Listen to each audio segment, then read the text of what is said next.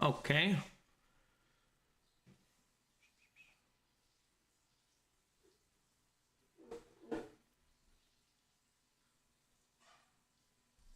All right, here we go.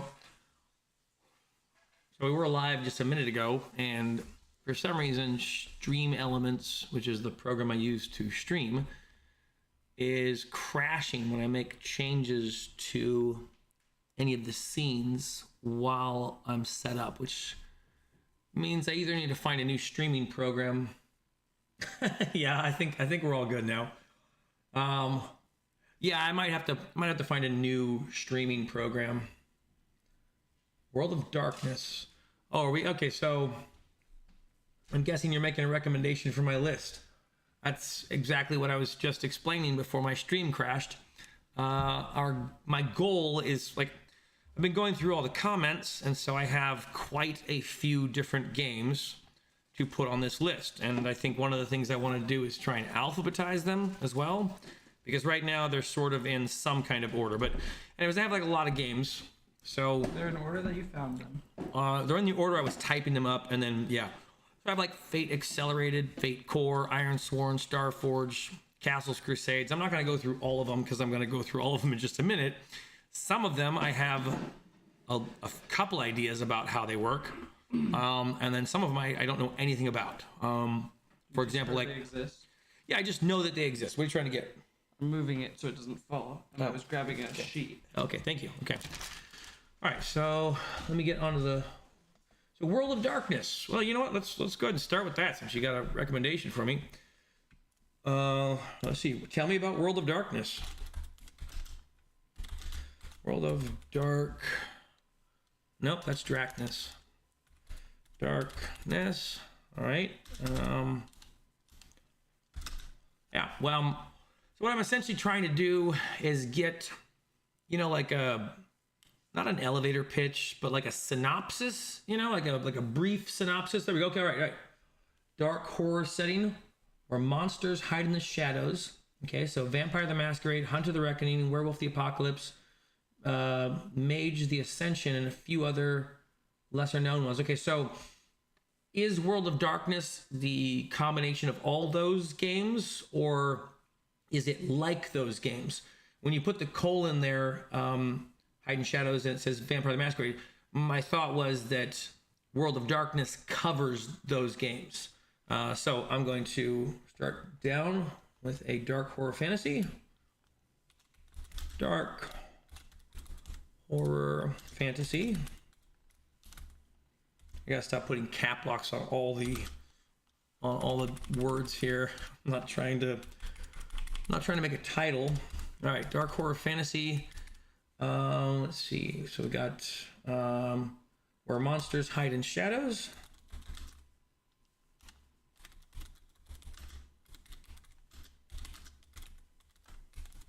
All right, and I'm gonna write down example. And then put down Vampire the Masquerade, Hunter the Reckoning, Werewolf the Apocalypse. Okay, so let's see. The setting that holds all those groups. Okay, made by the same brand. If I am correct, are those games all D10 based games? Because I had a few friends that played not Hunter the Reckoning. They played Vampire the Masquerade and they played Werewolf. And the idea I got was that those games were D10 based games. Okay, examples. S. Let's see. Vampire the Masquerade.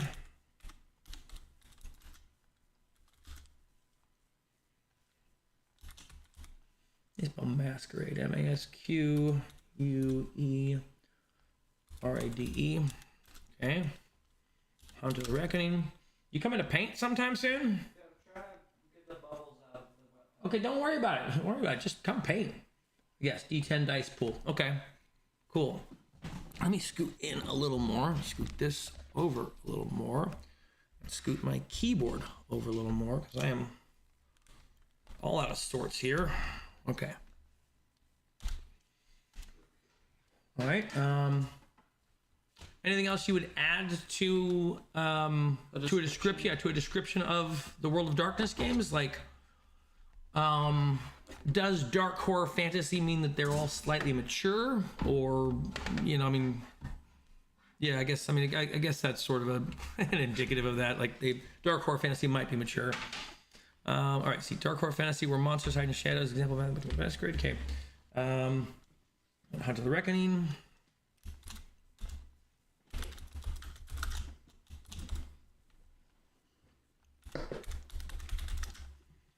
And Werewolf the Apocalypse.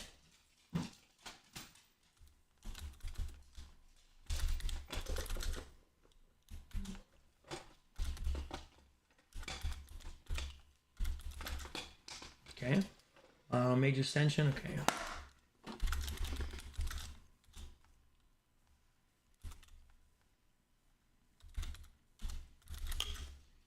Right. D10 dice system.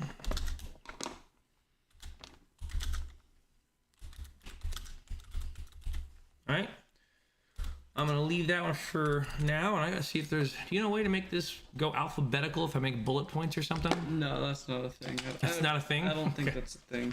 All right, so I'm gonna have to do this manually. That does not sound fun. All right, but I'm going to. So let me go ahead and see if I can start at a beginning. Axebane, deck of many dungeons. Okay, that does not sound like a. Axebane sounds like a. Well, Axebane, deck of many dungeons sounds like an index card RPG game. Well, no, that's alphabetical. That should be like near the top. That's fine. That's fine.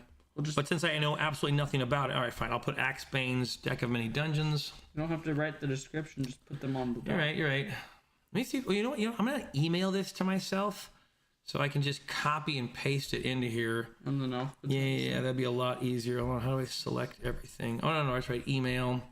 I want to share it. There you go. Mail to me. Can I move this so You water can doesn't get on it? just don't get water on it. I just don't get water. Document will be shared from your iCloud account. That's fine. To me. ERE space. Okay. Okay, so I'm emailing my list to myself. What am I missing? I gotta put something in the text. Okay. The send. Send. All right, that may be going. Okay. Okay, yeah, that's a good case. Let me. OSR games, D&D derivations, typically containing classes, skills, feats, and a 1 to 2 D20 system. OSR games. Okay, so.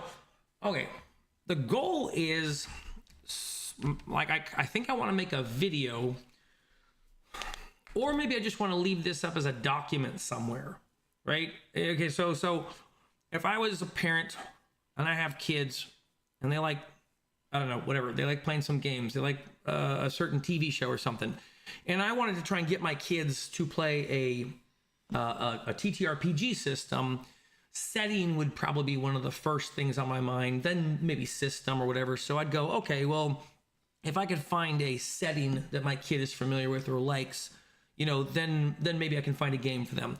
And so maybe this exists somewhere, I don't know. But I kind of wanted to make it for myself also to maybe remember some of these systems and games, because there's so many different systems. Like, I've heard about the Warhammer RPG 4th edition system, and people have recommended it to me. And just about the only thing I know about that system is that it has an interesting class-based system, like where there's cool advancement, and the classes like advance in very specific ways. Let's see, what is happening? Okay, you get my recommendation on the unfinished campaign video. No, I haven't finished going through the comments. Those videos I posted, both of them on, one on Saturday day and then one on Sunday night. And Saturdays and Sundays are kind of like really busy days in general over the weekends. And then today also happened to be busy because, partly because my youngest son was home most of the day. Anyways, so yeah, I'm trying to make a list of these games. I'm just going to keep. Let's see, I should have the email from myself by now, so I can just copy all this text over. Let's see. I want something from me. There we go, Nathan Perot. All right, and I want to open this. What is this? Is this going to open a... Oh, what is this? Oh, my goodness, okay, all right. start typing in passwords and things. Let me switch the screen over. Yeah, it'll be all painted on you. It didn't close. What? It didn't close. No, it doesn't like when I here. Let me get this in focus. Is that where you're gonna be painting? Yes. Okay. It doesn't like. I like the paint actually here. Okay, so it doesn't like it when I adjust one of the scenes. It doesn't mind. Do I move it over? No, That's fine. Just keep it where you're gonna be. It's fine. Yeah, I'm gonna be there. Okay, and here, bring this down a little bit. Okay. Yeah. Okay. There. Okay. And let me just tip this that way a bit. There. Okay. Let's see. Fantasy Roleplay 4th edition is strong. D100 style fantasy RPG in Warhammer Fantasy setting. Let's see. Gritty lethal combat, D100 injury mist cast, crit, tables, tons of content, strong flavor, massive list of classes. Okay, that's exactly what I need. So here, let me type in this information to open up this document, and then we'll just go through. You know, since I already have all these things written down, we'll just go through and then I'll put in the password first, so then you can. I'm doing that. Calm down. Okay. I'm doing that. Okay. Go. That is my phone number. That's my email. Okay. Go. What am I supposed to do? Continue with password. Why are you giving me all these weird choices? Continue. All right, there we go. Allow. Oh my goodness, there's so many different things. Okay, I gotta type in a number now. Okay, 5. Don't say the number. It's like a one-time thing. Calm down. Some sort of thieves in here. You were talking about the password. Yes, I trust this computer. Oh my goodness, these steps. All right, do I have it? Oh, it actually opened up notes on here. I don't want to open up the whole notes. I just want to, okay, I'm just going to, let's see. How do I select all? Oh my gosh, you're going to make me do it the hard way. Okay, go down. All right, you're going to get to see my incredibly sparse list of, wait, this is an image? Sparse list of TTRPGs. I don't want to copy this as an image. No, do Control C. Thank you. I think it's seen it as an image. I think this. Do Control A, Control C. Okay. Come on. I guess at worst case I could actually just finish it up in notes. Okay, Control C. All right, hold on. Let me find where was this untitled document? Okay, let's see if it liked that. Control V. All right, maybe that'll work. Hang on. Just delete the returns. I'm missing a whole bunch of stuff. What am I missing? Did you hit Control A? I don't know. No, I don't think I got an invite to. Wait. Maybe I did get 2 people that invited me to a shared folder. Let's see. One of them was a guy from Discord that invited me to his Savage Worlds, and then hold on. Been looking at a lot of systems lately. These things all start to blend together. I'm sorry. Did you send it to me in email? Because if you send it to me in email, I think I know what we're talking about. Remind me what we're talking about. Assume that I may have actually gotten to it, because I've looked at a couple different book folders of books. All right, let me try and get this. Okay, let's see if I can just actually make these adjustments in. Oh, all right. It seems to be editable. I don't know why this can't be copied. All right, fine. We'll do it in here. Let me switch over. Did not realize I could open notes on this computer. Go back to Jacob. All right, and then go back here. And I want to close up the sidebar. There we go. Conan! Yes, I did see the Conan one. You recommended one that started with a K. I think I added that one to my files. Let me double check. I'm pretty sure I downloaded that one. I noticed there was a lot of Conan ones in that list. Let me go to my recents. There we go. Conan, the Pit of Cthulhu. Cthulhu. The Pit of something. Anyways, yeah, I got that. Yeah, I saw that one that you recommended. I haven't had a chance to look through it yet. Today was, again, like mostly hanging out with my son and actually errands and a bunch of other things. So I haven't actually gotten to some things I need to get caught up on. All right, so here we have the list. Okay. Let's see, I want to make this one more front and center. Let's bring this over here. Okay. There we go. I want that's the main thing. And go over this way.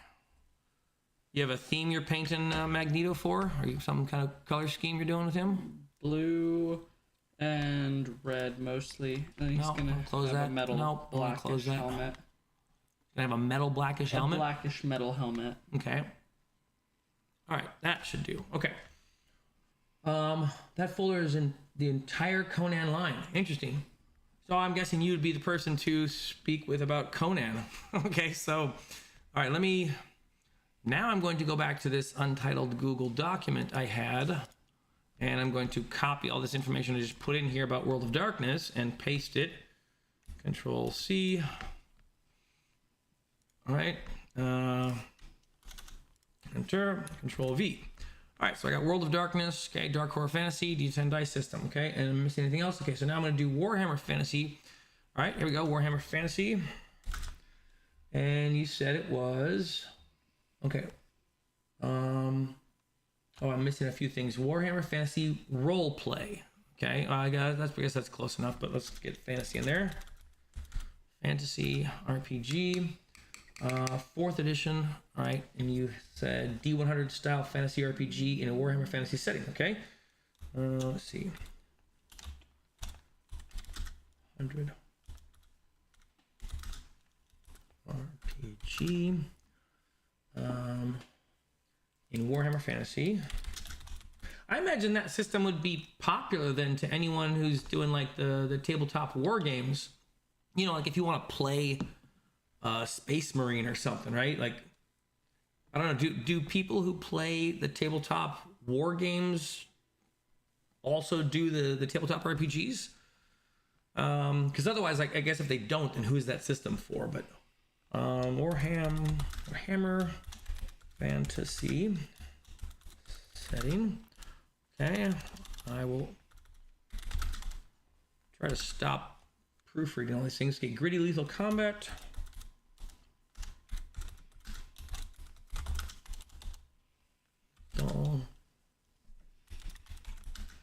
Combat and see D100 injury. Okay, so it sounds like it might be a punishing system. D100 injury system. Injury, miscast, crit,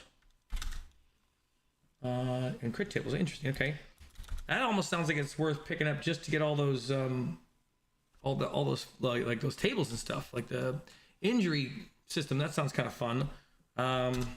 Table. All right, let's see. Okay.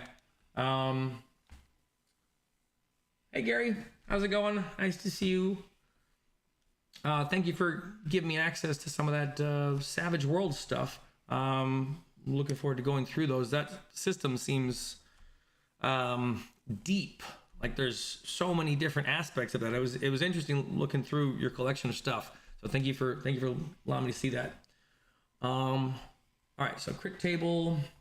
What else we have? Tons of content and strong flavor. Okay, so strong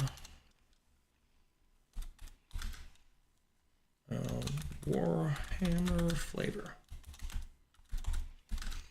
All right. If anyone knows what Green Ronin games are, I got a recommendation for them in the comments, but I haven't had time to look into them. All right, Mystic Days, Mutant Year Zero. All right, I'm going to miniaturize this because I don't need this iPad here anymore. It's making my mouse movement very difficult. Let's see, can I move you? You're not gonna move, are you? I'm kind of comfortable. All right, hold on. Let me leave this here. Okay. Oh, I'm smashing my own miniatures. Okay. That's what I get for having a messy desk. All right, let's see. I missed something back up here. Yes, big no. Oh, okay. Pit of Cthulhu. Pit of Cthulhu is the quick start. Okay. So I'm guessing that's like a campaign setting. Okay, so when you say quick starter, my thought is like maybe one of those like starter boxes you get from D&D, like the Ice Spire Peak or whatever.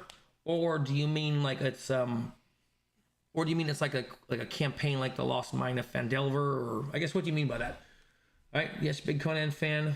It is Samarican September. I don't know what Samarican September is.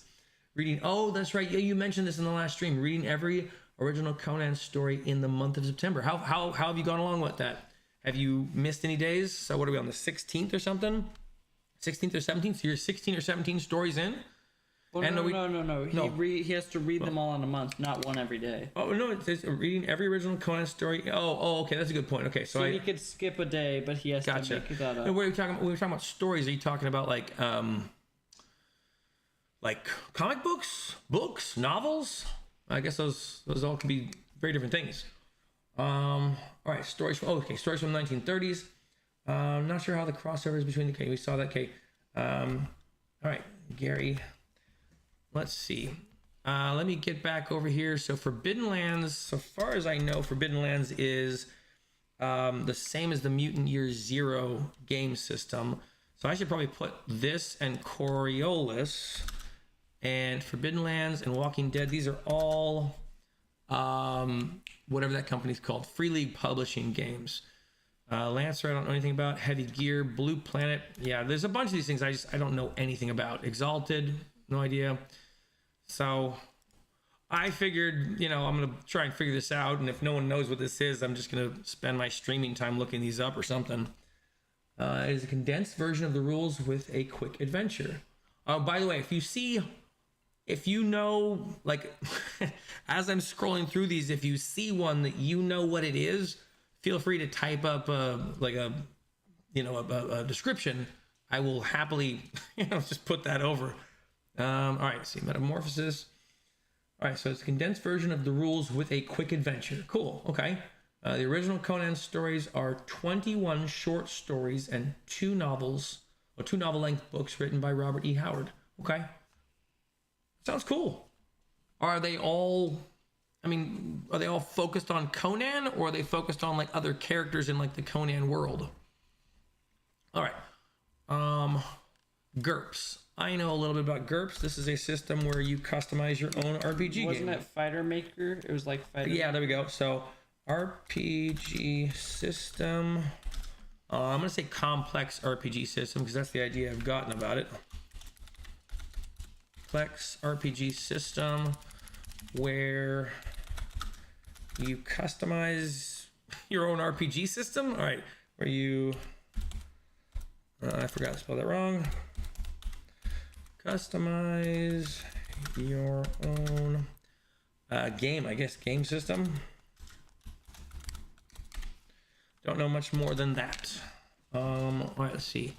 Riffs, don't know anything about it. I'm gonna go back to the top because there's a few of these. Okay, so Mystic Days, don't know anything about. So I need to start making. All right, can this let me grab and drop? No. Nope. Okay. You played the original Paranoia. It's a very interesting game that... If you highlight it, you can drag and drop. I highlight? I just tried that. Oh, wait. What happened? Oh, okay. I think he's editing his comment. Okay. Mystic Days. So I'm going to go Control X and Control V. All right, that'll work. Okay. It's all Conan all the time. I see. Okay. But they're not in chronological order, more like episodes of Kung Fu. Okay. And each story is self-contained and come from all eras of Conan's life. Interesting. So kind of like a James Bond thing where it's like there's no real sense of when this one takes place or when that one takes place. And, that's the idea I get from that. It's maybe like each one's self-contained, which I think is actually what you said. All right. There we go. Mutant Year Zero, Axebane. That one is another one I don't know anything about. Control X. Control V. All right. Blade Runner. That is another one of the Free League Publishing games Okay. Yes, exactly. Okay. So someone had made a comment explaining Polaris, which I just, or no, I don't remember what the game was. It started with a P though, but I'm guessing they saw it there and they knew about it. Anyways, their comment is gone now. There we go. It's Paranoia. That was the one. So they were saying this is a complex system. I'm gonna put a dash next to it. Hopefully I remember where it's at. All right, let me go back to the ones I know. So this is, I'm just gonna write Free League because that's about all I know about Blade Runner. And that will tell me that it's possibly in their similar D6 system. Free League. And Forbidden Lands is also Free League. Right? And then The Walking Dead is also Free League. I wonder if I should organize these by system. That might be helpful.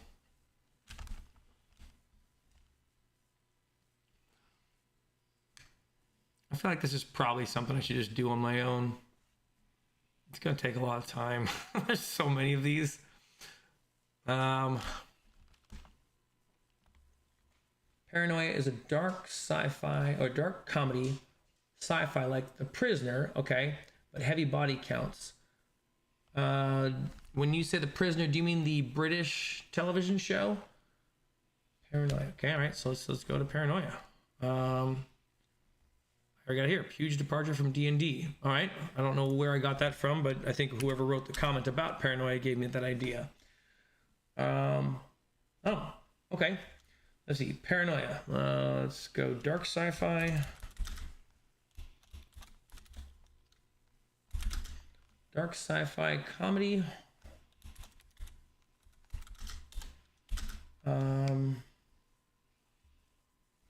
Okay, like the Prisoner TV show. I have never watched the Prisoner TV show, but I had some friends who were pretty into it, and they talked about it often. Not enough that I really know anything about it, but I knew of it. Dark comedy sci-fi like Prisoner. Okay, like the, let's see.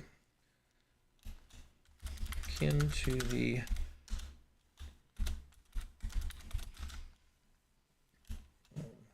TV show. And heavy body counts, okay?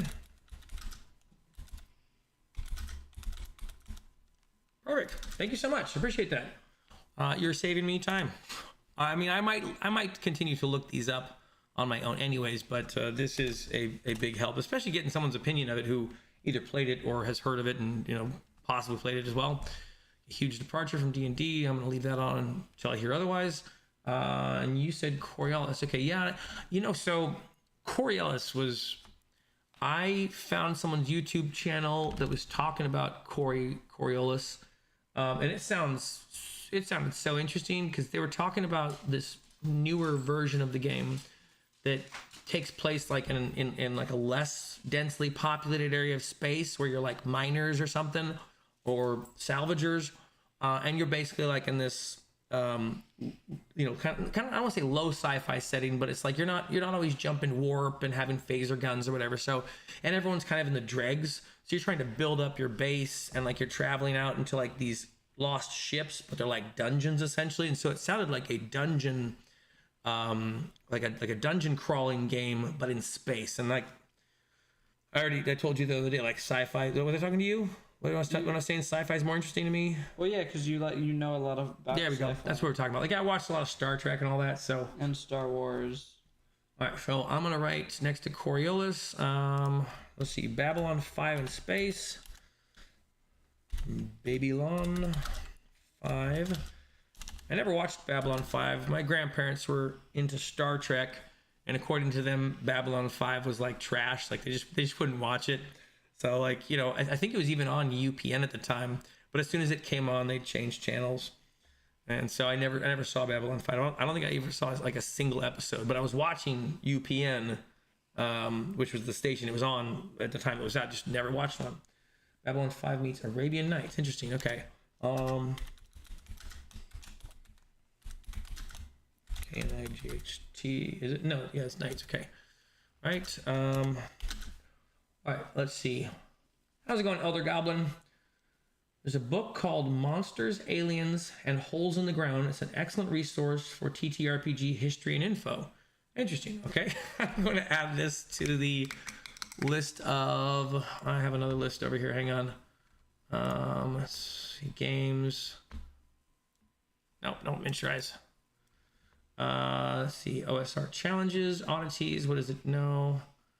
Player puzzles. Okay, it was obviously before that. So hang on. It's probably down here at the very bottom of this list. I think I had... There we go. Resource books. Okay, so I'll put that down with resource books. Let's see. You said Monsters, Aliens, and Holes in the Ground.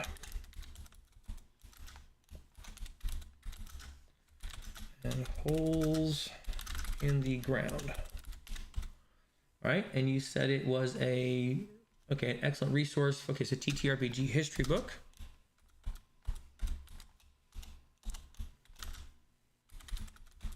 All right, history book and info. Good. All right, let's go back up to here.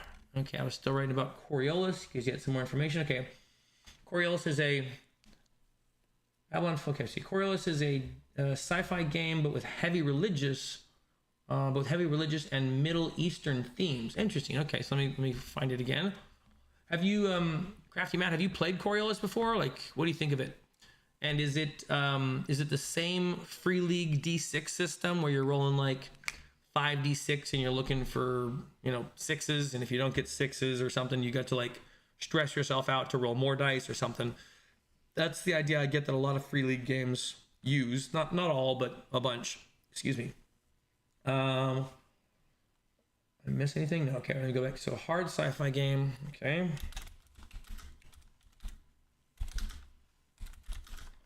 Hard sci-fi game with heavy religious and Middle Eastern themes. Okay.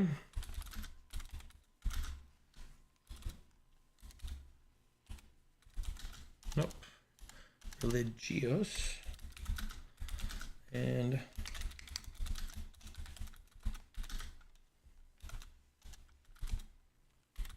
all right, Middle Eastern themes. Let's see, Coriolis is heavy in politics and faction play. Interesting. Okay. I don't need to write the name again. Let's see, heavy in politics and faction play. Whoops. How was your day today, by the way? I haven't actually talked with you like at all today since school time. It was pretty good. I started watching Top Gun Maverick at school.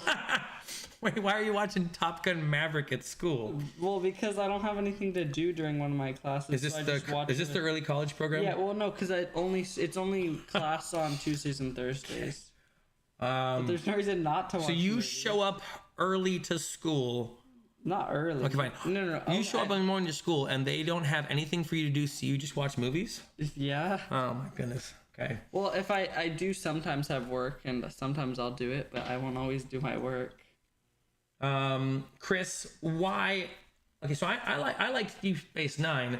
Is Babylon 5 so like? Is it very similar to Star Trek?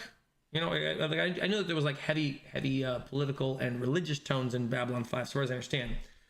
But I like Deep Space Nine a lot, especially once it got to like the 4th through 7th season. Like the first 3 seasons are pretty good, but I think the 4th season was one of my favorites. Favorite shows ever. Okay. Again, I have a hard rift in my mind. My grandparents set me up to think very negatively of Babylon 5. I was like 14 or something. And like, since we were watching sci-fi shows, there was like a point where I was like, what's this next show that's on? And my grandparents were like, it's crap. Like we just weren't allowed to even watch it. So we didn't. My grandfather was a big Kirk fan and he liked Picard too. I don't think he really cared for Cisco and the Deep Space Nine crew as much, but he was also pretty into those. All right. Someone added something else. Okay. Love Babylon 5. Okay. Cities and Settlements is another really useful resource book. Okay. Or source book. Thank you very much, Satori. Let me go down to the bottom. Let me see if I have Cities and Settlements. Perilous Wilds. Is that you? Is that the chair? Oh, okay. The chair. Okay. I thought you just out and farted on the stream. No. I was like, whoa, that was bold. Not even trying to cover that up. All right, cities and settlements.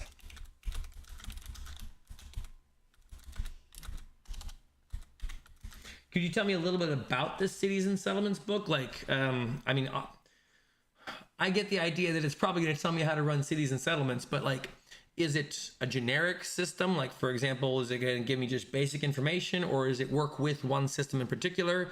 Is it something I can plant into any system and it'll help me world build?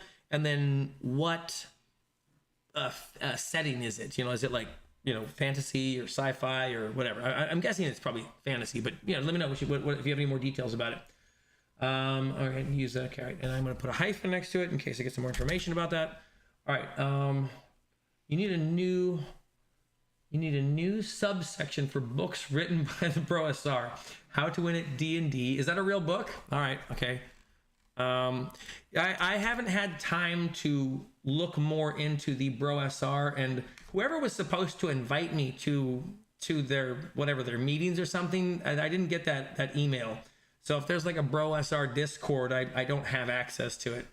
And you know, I'm at least curious about it. Like I'm not sure that I don't know anything about it. So yeah, if you want to send me an invite to it, let me explore this space. All right. I have not yet played Call of Cthulhu, but I am interested in playing Call of Cthulhu. Have you played it, Gary? Do you like it? This guy, he refuses to play with me. I'm not really that interested in many role-playing systems. He's not, but he agreed to.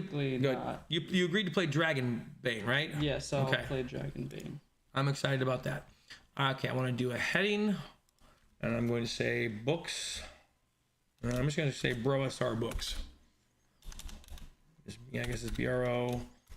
I probably should make that one. There we go. OSR.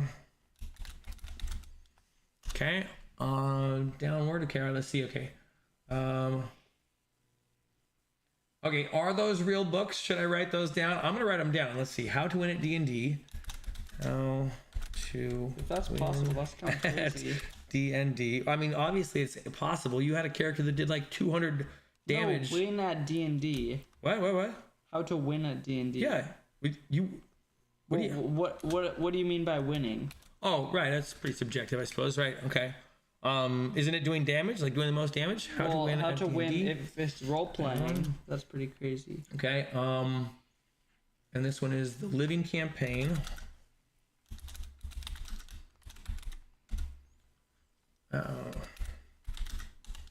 And Arbiter of Worlds.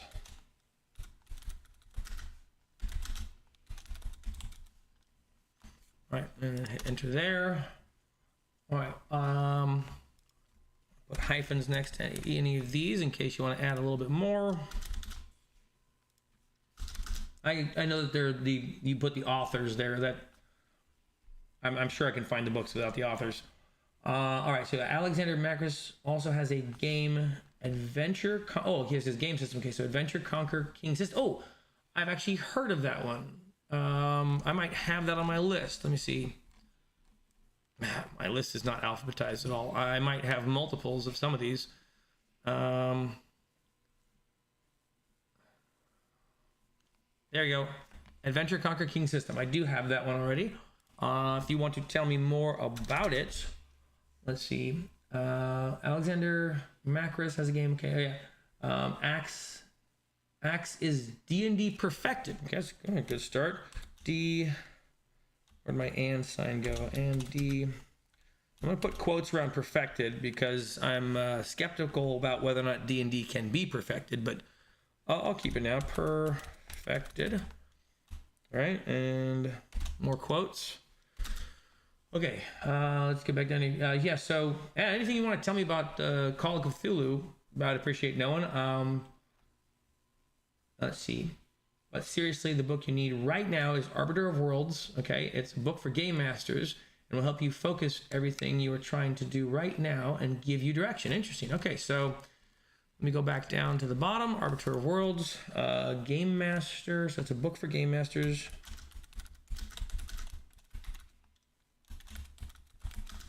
Okay. To help.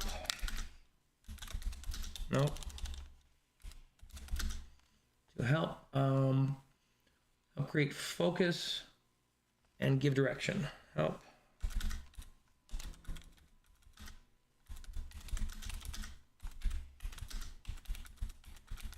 Okay. Nope, it's not a period. All right. Thank you very much for that information. Okay, let's see. You got to play with one of the module writers at the last con. Interesting. Okay. Oh, those are real books. All right. It's a system-free fantasy. Oh, okay. So it's a system-free fantasy. You roll up towns and cities with character sheets. Okay, so it's like tables and stuff, right? So system-free fantasy. Oops, fantasy. Okay, system-free, comma, fantasy. Book with tables, nope, for rolling up towns and cities. Thank you, Satori. Both of those are good books. Okay. Arbiter of Worlds is the one book that will change your entire worldview and scope of how you look at role-playing games and how you run games. Interesting. All right. Let's see if I can find it on Amazon, and I'm just going to add it to my cart. Usually I let things sit there for a couple days while I think about them more, but it will remind me to look at it. And it's called Arbiter of Worlds.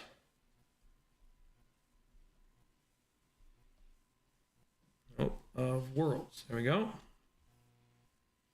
Okay. By Alexander Macris. Oh, it's pretty cheap. Paperback's like $8. All right, I'm going to How much is the hardback? I don't see a hardback. It's paperback or Kindle. And the Kindle one is like free. What do you mean by free? It says $0. Oh. I would prefer to have a physical book over a digital book. All right. Let's see.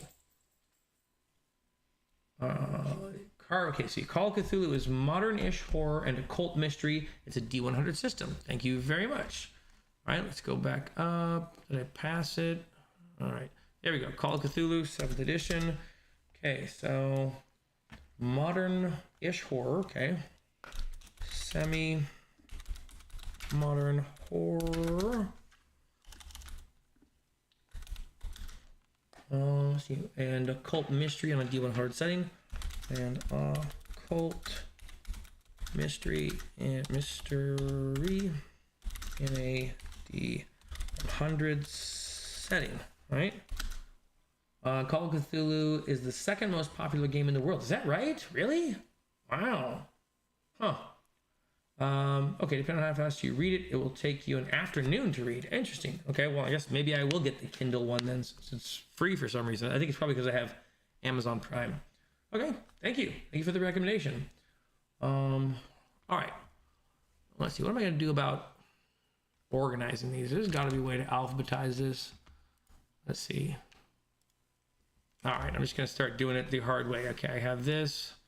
I'm going to Control X and go to the top. Control V. Okay, and then I have X. Thing. Control X. Control V. Oh, so what else did you do today aside from watching Top Gun Maverick? Why'd you watch Top Gun Maverick again? We already saw that. Well, I was watching with a friend. Oh, okay. So you each share your earphones or whatever? Yeah. I see. Okay. So Call of Cthulhu is the most popular game in Japan. Wow. Wonder why that is.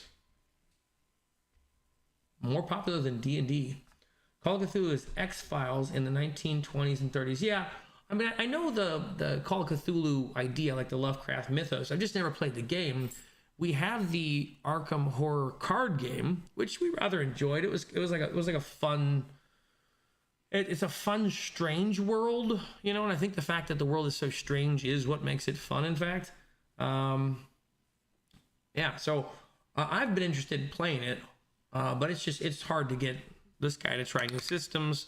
And then, you know, even if I could get it running, it's not like our game group on Saturday wants to just keep changing systems. Everyone's kind of gotten used to Shadow Dark, and so I just need to accept that we're probably going to be in Shadow Dark through the end of the year, and maybe I can convince them like in January to jump systems or stay in our same setting but jump systems.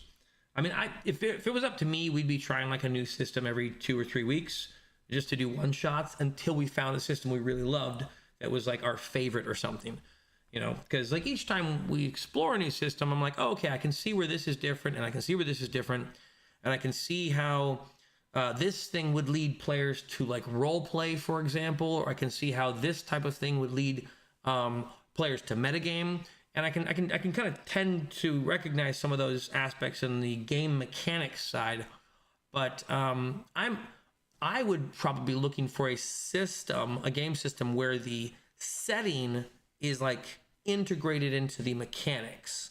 And so far, I haven't seen a lot of those. Like I've seen a lot of systems where I'm like, okay, like Shadow Dark, for example, I could flavor all of this stuff sci-fi, and like it wouldn't really make much difference, right? Like if I said you guys were fighting stormtroopers, right, and like you guys had lightsabers, you could just use the archer stat card. There you go. Blaster rifle. Yeah. Done. Like I could just take a skeleton thing, like, but there's nothing really in the game. Like for example, there's nothing in the fighter class that makes it tied to like a fantasy game. You could just make the fighter Jedi. There you go. Yeah. And so since when I'm looking at that, I'm like, oh, okay. I wonder if there's any games that do that, you know. And I keep hearing about these other systems, but you know, man, it takes time to look these up. All right. So hold on, I got some information about one of these a little bit ago. There we go. Crown and Skull. All right. Actually, I'm going to give a little more information to Call of Cthulhu if I see it. Otherwise, I'm looking for Crown and Skull. At school, I kind of don't do a lot. We're talking about school again? Yeah, well, you asked me, and then... Oh, thank you. Sorry, I got distracted. Yeah, so... Well, I don't really do a lot. Sometimes I'll play games in class, but I don't even get behind, because... What kind of games? I played Minesweeper there we go. Let's go. one time, and then... kids still play Minesweeper? It's on Google Games. Wow, okay. All right, Crown and Skull. Okay, medieval low fantasy. Ooh, low fantasy. See, that's another system idea. Like low fantasy, that sounds really interesting to me. Like I would love to play in a like no magic setting. I would not. Like, I was like, I need magic items. Yeah, that sounds awesome. Okay, low fantasy. So on Crown and Skull, medieval. I'm a treasure hoarder. I need those magic items. Medieval, low fantasy setting. Now you said from Runehammer. Okay, so I don't know what Runehammer is, but I've heard a lot about Runehammer. I thought Runehammer was a video game, but then I found out that Runehammer, there's like an RPG system to it.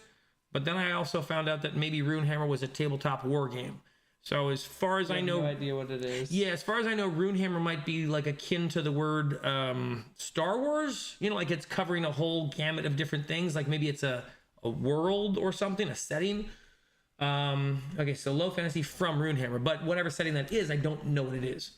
Should have another coming soon for it to expand the world. Okay, so low setting from Runehammer, and I'm gonna put down like more content or something. Let's see, ongoing content stream, I guess.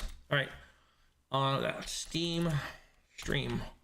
Okay, I had some more information about. Okay, let's see. You play as investigators, and you hope you don't go insane. So I'm going to add that to the Call of Cthulhu if I can figure out where that was. All right, let's see. Cyberpunk.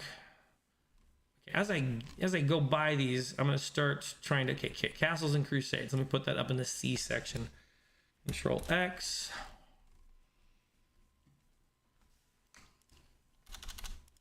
Control V. If I was smart, I'd probably be putting this in a system that will allow me to alphabetize it. What do you think of the left side of the cape compared to the right side? Which looks better? See, hang on. Oh, I was holding it too Yeah, far. let me see what right side versus what? Left side versus right side. I like the left side. The right side is a little bit dark in that top corner. Ignore the top corner. Oh, Look ignore at the the top corner? bottom. Oh, Like bottom? the bottom to middle section. Still like the left. I like how bright red that is. It's a little that's dark. what I Okay. that's what I've been working on right now, so I'm glad you like the left side more. Okay. Let me catch up with some of these. Okay, let's see. Yeah, I'm still trying to find the Call of Cthulhu game. Oh, let me go back to my list. Okay. And Call of Cthulhu. Starforge, Genesis. No, I keep seeing City of Mist. Call of Cthulhu. I had some information. There we go. Call of Cthulhu. Okay, so insanity would be part of the thing. Okay, and playing investigators, don't go insane. Okay, so playing investigators. Try not to go insane. That's not at all how you spell investigators. Investigators. Trying not to go insane. Right? Sanity and madness. And from what I understand, it's like a really brutal system. I'm gonna call it a brutal system because I've heard that you die if you get in fights. Brutal combat. I'm doing it all wrong. Combat. There we go. All right, now I'm gonna grab you and I'm gonna stick you up with the C's. Control X. And I know there's more comments about a different system in there. Let's see. Castles and Crusade. Call of Cthulhu would go before Castles and Crusade. Control V. All right. Let's go back to here. Okay, place investigators. Okay. You read a lot of stuff.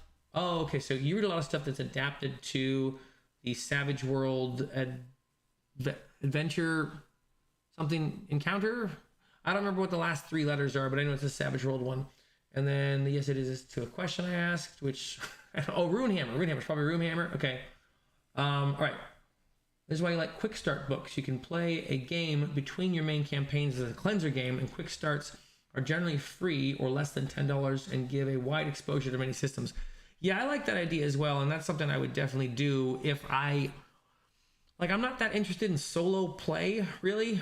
No, he's saying like maybe we could potentially start that between weeks, or even maybe it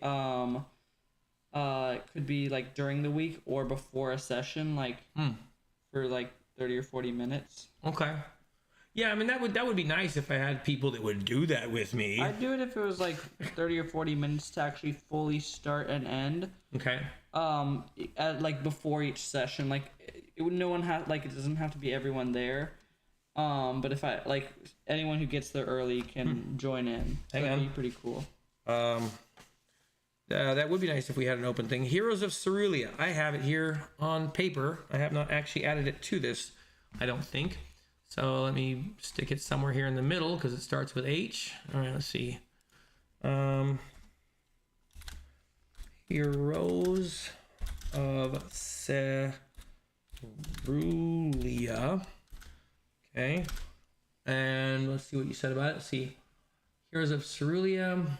Wait. And Heroes of Cerulean. Oh, okay. Solo and multiplayer rules respectively. Interesting. Rules light, 3 stats. Only the players roll dice. Okay, you just say what you want to do and roll the stat. Easy to use items. Interesting. Okay, all right. So it sounds like it's beginner friendly. Okay, cool. All right, let's see. There's Heroes of Cerulean. I'm gonna put parentheses here and go solo. Stop it. And no, stop it. And group. These index cards are now messing with me. Group play. Nope. All right, and let's see. I'm way behind now. Rules light, 3 stats. Only the players roll dice. Okay. 3 stats. Only. So in the only players roll dice system, do you need a dungeon master, or is it kind of like Iron Sworn and Starforge where you can kind of just you can all play as players? Does that make sense? Like, is it a dungeon master free system? Okay, only the stop it. Players roll. And what else you got? Just say what you want to do. Okay, roll the stat. Easy to use items. Okay. Roll by stats. Roll by stats, comma. Easy to use items. All right. Let's see. I'm gonna grab mutant year 0. Control X. Control V. Oh, I'm gonna put Mystic Days by it. Control X. Control V. All right, let me catch back up again. Let's see. All right, there's the Heroes of Cerulean. Okay, you have, okay. Have you read So You Want to Be a Game Master by Justin Alexander? The only book I have gotten so far that is like a game master instruction booklet, I'm gonna have to check my Amazon account because it just arrived a couple days ago, and it's, I'm not gonna remember. Let's see. It's got a name. It's downstairs in my travel bag. Hopefully I'll remember to bring it with me when I'm traveling so I can read it. No orders. My orders. Nope, that's Gaslands. Oh, I just ordered and actually got 4 Against Darkness. I don't know. I'm curious about this solo RPG thing to the point where I want to understand it. All right, let's see. Nope, Modephius. There we go. The Game Master's Handbook of Proactive something. Role-playing. There we go. The Game Master's Handbook of Proactive Role-playing, and the one that you were recommending was... Oh, So You Want to Be a Game Master. No, so I haven't heard of that one. This one is written by an author I can't read because it's blurry. Oh, Joan and Tristan Finsel, it looks like. Anyways, I have not read this one. I hit something. But I also haven't really read any of them yet. I'm still trying to catch up with systems right now. And at the same time, I'm trying to learn a couple tabletop war games because we want to buy... I want to buy a war game for his friend who comes over to our D&D nights so that his friend can play with his friend's dad. And my thought was this cyberpunk game, but it means I need to finish learning how to play it. All right, let me go back to where we were. Okay, I have not read that book. Okay, let's see. Adjacent to Call of Cthulhu is Pendragon. Interesting. Now, when you say adjacent to it, okay, I'm guessing you're going to get to that in a second. But when you say adjacent to it, do you mean it's like you're playing like hunting after eldritch monsters in the time of knights? That sounds really cool. Playing knights in a time of Arthur and a time of chivalry. Okay, so let me see. I think I might have Pendragon on here. If I don't, I'm just going to go ahead and stick it on here. Okay, so all right, I didn't see it. Let's go down here. Pendragon. Okay, gonna look that one up too eventually. And then you said it was Knights and something or other. Okay, let's see. Playing. Okay, so something adjacent to Call of Cthulhu. I don't know exactly what you mean by that. Adjacent to COC. And hold on, where was it there? All right, playing Knights in the time of King Arthur. Okay, so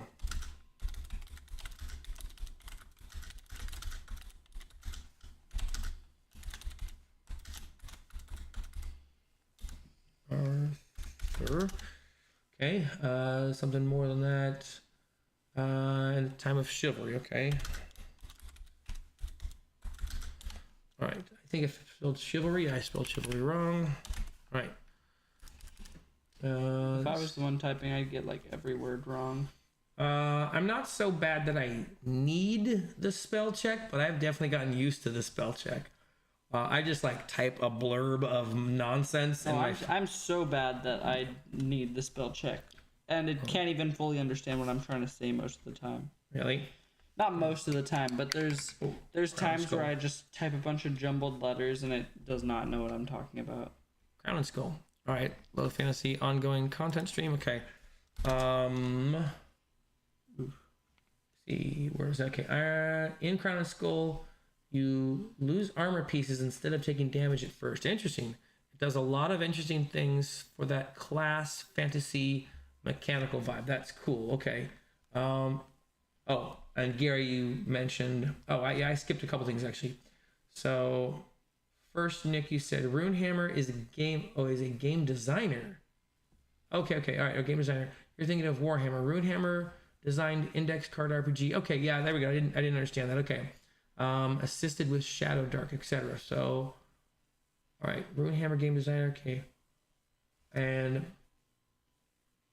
Rune Quest. All right. Rune Quest is one of the most popular games in the UK. Has a rich story that is as old as D&D. It is a fantasy made by the people that did Call of Cthulhu and Pendragon. Okay, and all right, so that's where I skipped something. Okay, and Gary, you said that your suggestion would be to find a good system and and make it what you love. Okay. I got you. Yeah. No system's gonna be perfect, Dad. You have to make changes. It's not a big deal to change a system. Yeah, but when you start changing a system before you've sampled a few different systems, it's like, I don't know, why not just see if the system you're trying to turn a game into already exists, right? Well, you know, because then you have to. Then you have to learn a new system. Oh no. Hey, we could just stay playing Dungeons and Dragons 5th edition, and we could just make every one of the games we want to play, transport into that one. I mean, that would work, right? We just have fireballs be thermal detonators and scorching rays be blaster rifles. Okay. Is that a good idea? No. Okay. All right, Crown and Skull. Let me go back here. Losing armor pieces. Okay, see. You lose, that's lose armor pieces. So you lose armor pieces instead of taking damage.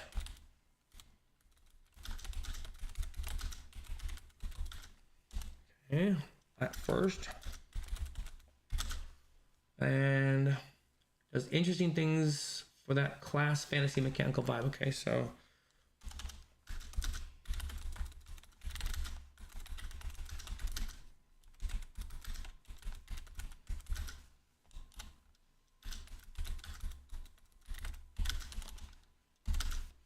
okay.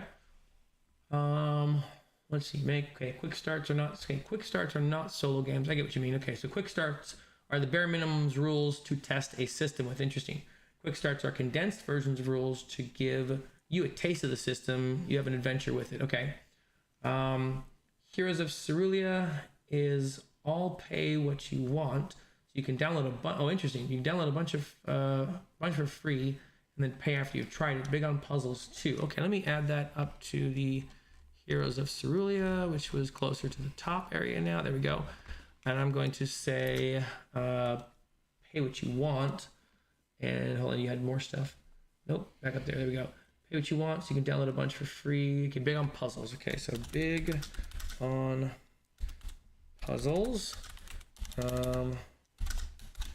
Pay what you want system. That's nice to. I like that. I don't mind paying $30 or $40 for a game book. You know, I don't mind paying like $18 for Mouse Ritter or I think that one was actually only like 3 or 4. But I don't mind paying money for PDFs or even for physical books. But it is nice to be able to try something out a little bit first. So I like that a lot of the games they seem to have like these I guess what you meant, like the quick start guides. I didn't pay what you want. No. I know pay what you want. But I'm talking about the quick starts. So like even the more popular ones, like Dolman Wood had like a free PDF that like explained some stuff. It didn't really tell me any game mechanics, which I wanted it to tell me more game mechanics. All All right, so pay what you want system. I got that with big puzzles, or you got some more on that. I'm gonna skip you, Nick and Crafty Matt, for just a moment and get to Heroes of Cerulean is all pay what you want, so you can download a bunch for free and then pay after you've tried it. Okay. I feel like I already read that one, but I don't know. Oh no, that's where it was. Okay, Heroes of Cerulean. The book generates the session, dungeon items, etc. Interesting. You still roll mostly like the multiplayer version. It's more like if a newer DM ran a simple module with tables and charts. So not DM less, but it's like the DM is less important. So I'm getting from it the idea that it might be a good game system for new DMs to play in, because there's like the expectation that a DM is just supposed to be the random table roller. So I'm going to write down like easy system for new DMs, and you tell me if that's wrong. Easy system for new dungeon masters. And then you had one more thing in there. Okay, generates session, dungeon, and items. Okay, so system. Stop it. System generates something dungeons and items. Session. Okay, I think you said system. Hang on. That wouldn't make sense. Oh, yeah, there we go. The session, dungeon, items. I know it didn't make sense, but that's what I had in my mind. Generates session, dungeon. I did that wrong. Dungeon and items. Okay. All right. Let's see. Let's go back up. Ahoy, ahoy. Oh, Mage's Musings. How's it going? Sorry, that was a while ago, but I just got to it now. The only How to Be a Gamer book you need is The Arbiter of Worlds. Okay.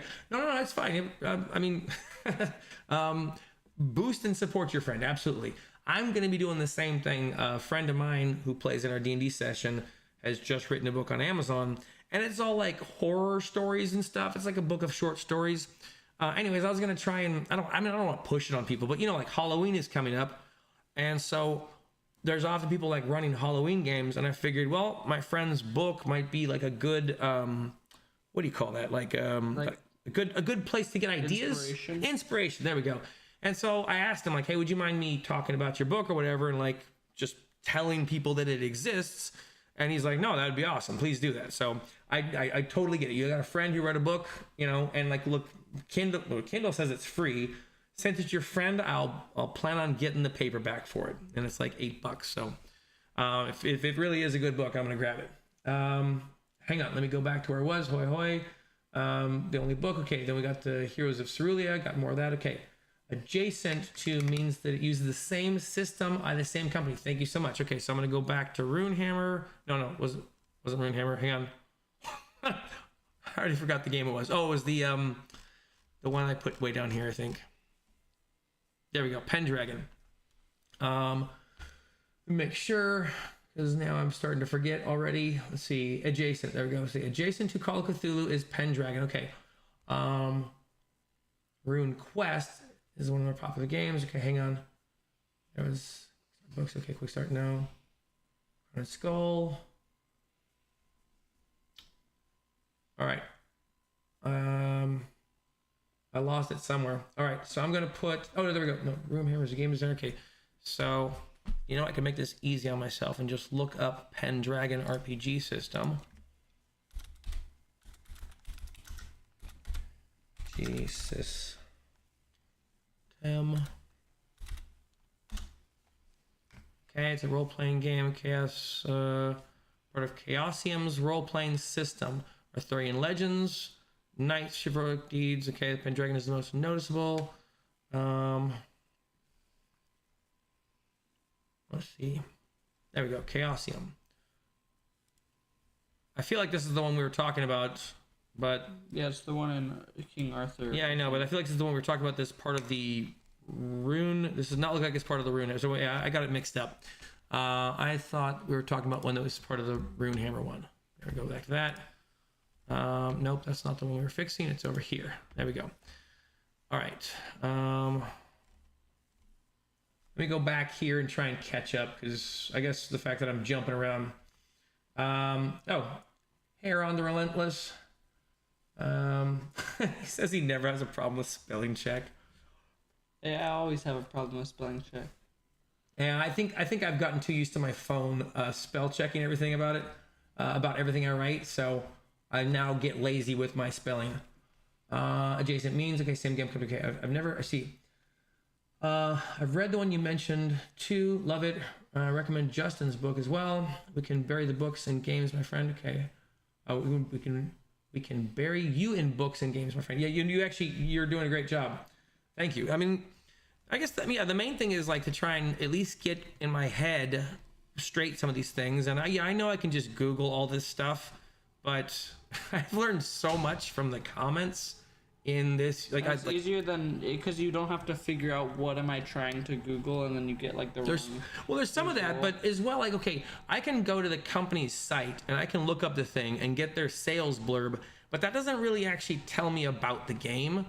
You know, like that tells me about the sales blurb for the game, but I kind of want to know how it plays or who likes it or whatever, you know, like what people think of it. I'm going to try and catch back up again. I keep talking. Read the one you mentioned. Okay, Index Card RPG is a system that's simplified 5e and D&D. Okay, interesting. So it can be played on index cards. The game itself is a GM guide for how to better TTRPGs and suits multiple world types. Okay, let me find my Index Card RPG somewhere in here. That is a good amount of information. See, I thought Index Card RPG was going to be like a box with a bunch of index cards in it. And so when I looked it up on Amazon, it looked like a book. And so I was like, I must be misunderstanding. Did I pass it? No, keep going down. Index Card RPG.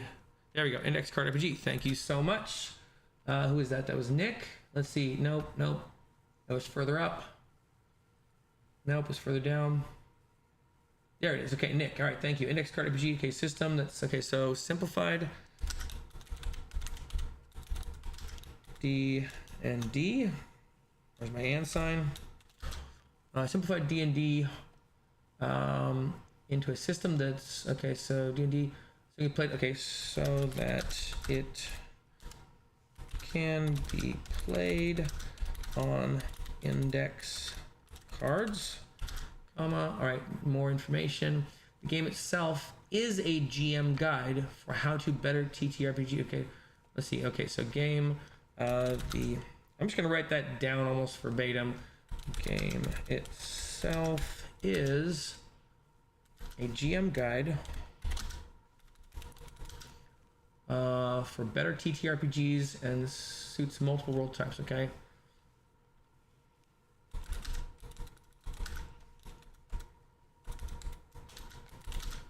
And let's see, lost it. There we go. And suits multiple worlds types that come with the system. Okay, and world types. Okay, and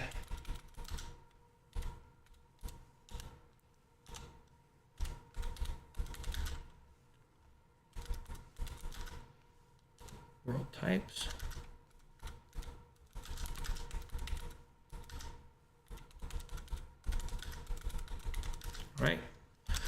All right, let's see if we can catch up again. ICRPG introduced the idea of tension timers. Interesting. I thought that was something new to Blades in the Dark. Okay. Target ACDCs. Oh, okay, right. Okay, armor class and the difficulty class. Thank you. Being the same. Oh, okay. Target ACDCs being the same. It allows players to buy upgrades to their classes. Okay, so let me get that. Let's see. Introduce the idea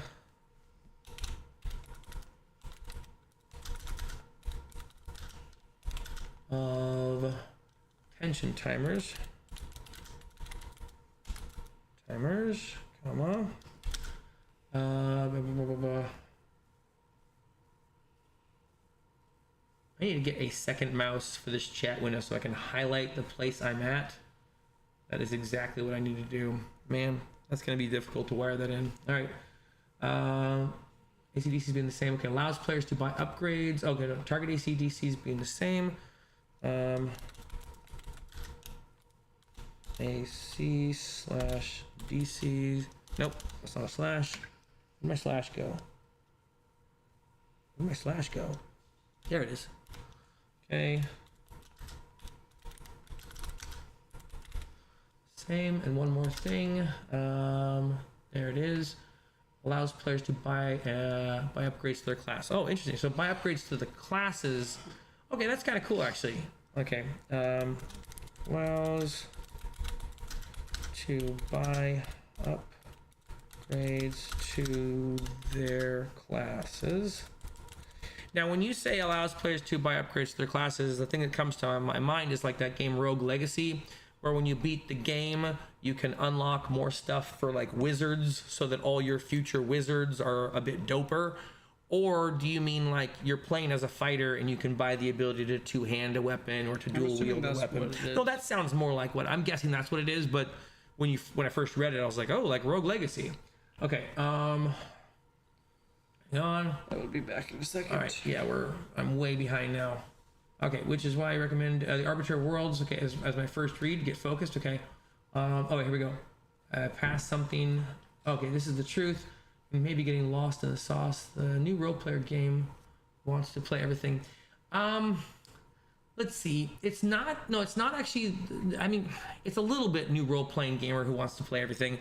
But okay, when I used to work at GameStop, EB Games, like I liked video games and I liked a specific type of video games, but I always wanted to know what the games were because I didn't want to sell someone a game just based on the sales blurb. So I used to ask my employees, like, because we could check games out. And so I used to ask my employees, like, hey, could you check out different games and then tell me what you think about those games? And I'd ask them. So like if a kid came back with, they tried out Warcraft 3 over the weekend or something like that, that dates me a little bit. I would say, tell me what the game was like. And, they'd go through and explain more than just a strategy game and give me a summary of it. And even though I wasn't interested in playing Warcraft 3, I then got to understand it. So when a customer comes in and says, hey, I'm looking for a game, I could say, okay, what's the last thing you played that you liked? And they'd say like, well, I like, whatever. And I'd say, oh, you might like Warcraft 3. And in fact, here's the nerd you need to talk to in order to, so that's kind of what I'm trying to do. I'm trying to wrap my head around all these different systems so that I can make good recommendations if someone likes something. Like I want to be informed, I guess. And some of that comes from like I want to be helpful to parents who are trying to play these games with their kids mainly. I'm sure that adults who are interested in playing these things on their own will do the due diligence to kind of learn a system, but I don't know. There's a thing like parents with kids we didn't do that. We didn't do that with D&D. What's that? We didn't do our due diligence. No, which is like the same. Why would I want someone to make the mistake that I made and get wrapped up into D&D for a year and have it be that they are stressing out week to week to week about running games for their ungrateful kids who say that everything's too easy and it was true. He's right. I'm glad they complained because it eventually pissed me off that all right, hang on. I got way off. All right. Anyways, yes, I was explaining. It's not necessarily that I want to play everything. I am interested in a bunch of the systems. Okay, here, like the systems that are kind of top of my mind. Aaron has been recommending to me the hang on, Basic Fantasy System, the 4th edition. I've downloaded I think every book that made it look like it went together or whatever. And I started looking through the classes. And right away in the classes, the thief stood out as one of the more interesting classes in the game, which I thought was interesting. Because I guess in my mind, thieves are kind of like, oh, I'm just going to backstab. But in this game, it was like you get all these different things, like, I don't know, like running up a wall or something. Like there was a whole bunch of cool abilities you got from being a thief. Anyways, I looked at it. So like that game is kind of top of my list because, well, it's free. And so I can just tell anyone like, hey, if you want to check out a system, it was pretty easy for me to understand it, and it's free. Like, Aaron made a really good point of it. So, all right. Anyway, so the next one that was really interesting to me was Dolemwood. I think Dolemwood. I don't know anything about the system, but the premise and the world building was really interesting. Like as I was reading through the little quick start guide, I realized okay, I'm actually interested in exploring this place. Like there was a bunch of little named locations and some brief descriptions. And I was like, I want to find out what happens when you go to this place and you try and steal this lady's gingerbread cookies and then you get turned into a gingerbread golem or something. I was like, that's crazy. So Dolemwood had an interesting setting, but I don't know what the system's like. So that's also kind of up here. Dragonbane, I'm hoping to learn because it might be just like simple enough that I can get his friend's dad, a friend of mine, to play the game. And so my hope is to learn some of these systems next. But otherwise, I kind of want to understand the rest of these. Oh, someone recommended Wolves on the Coast and was like, they were just raving about it. Same thing, someone has done that with Wild Sea, so I'm interested in that. I'm really going to try and get back to the comments now. Okay, hang on. Recommended the Arbiter Worlds. Okay, that's right. Let's see. That's right. We've done it all. It's a natural process. No, right. AJ, you're totally right. People who've been in this space for like 10 or 20 years or something like that, they know about this thing. But like, I played a couple years in 3.5 as just a total normie. I was like just being in a game and running with it. I didn't know anything about these games. And the people would come to that table and be like, we play White Wolf, we play Vampire, whatever. And I didn't know what they were talking about. And I wasn't really that into it, but I did have fun. I really enjoyed D&D. And in fact, it even made video games kind of bland to me because we had so much fun in our D&D sessions, and then I'd get bummed if I'd miss a week or whatever. But still, I'm jumping into it now, and I'm like 40 something, and I don't know anything about this. And I'm also in my mind, I'm trying to recommend this to families, but I really don't I only have 5 or 6 games that I kind of know a little bit about. So that's what this list is.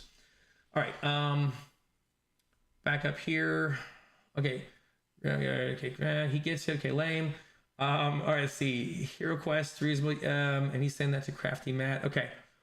All right, Hero Quest.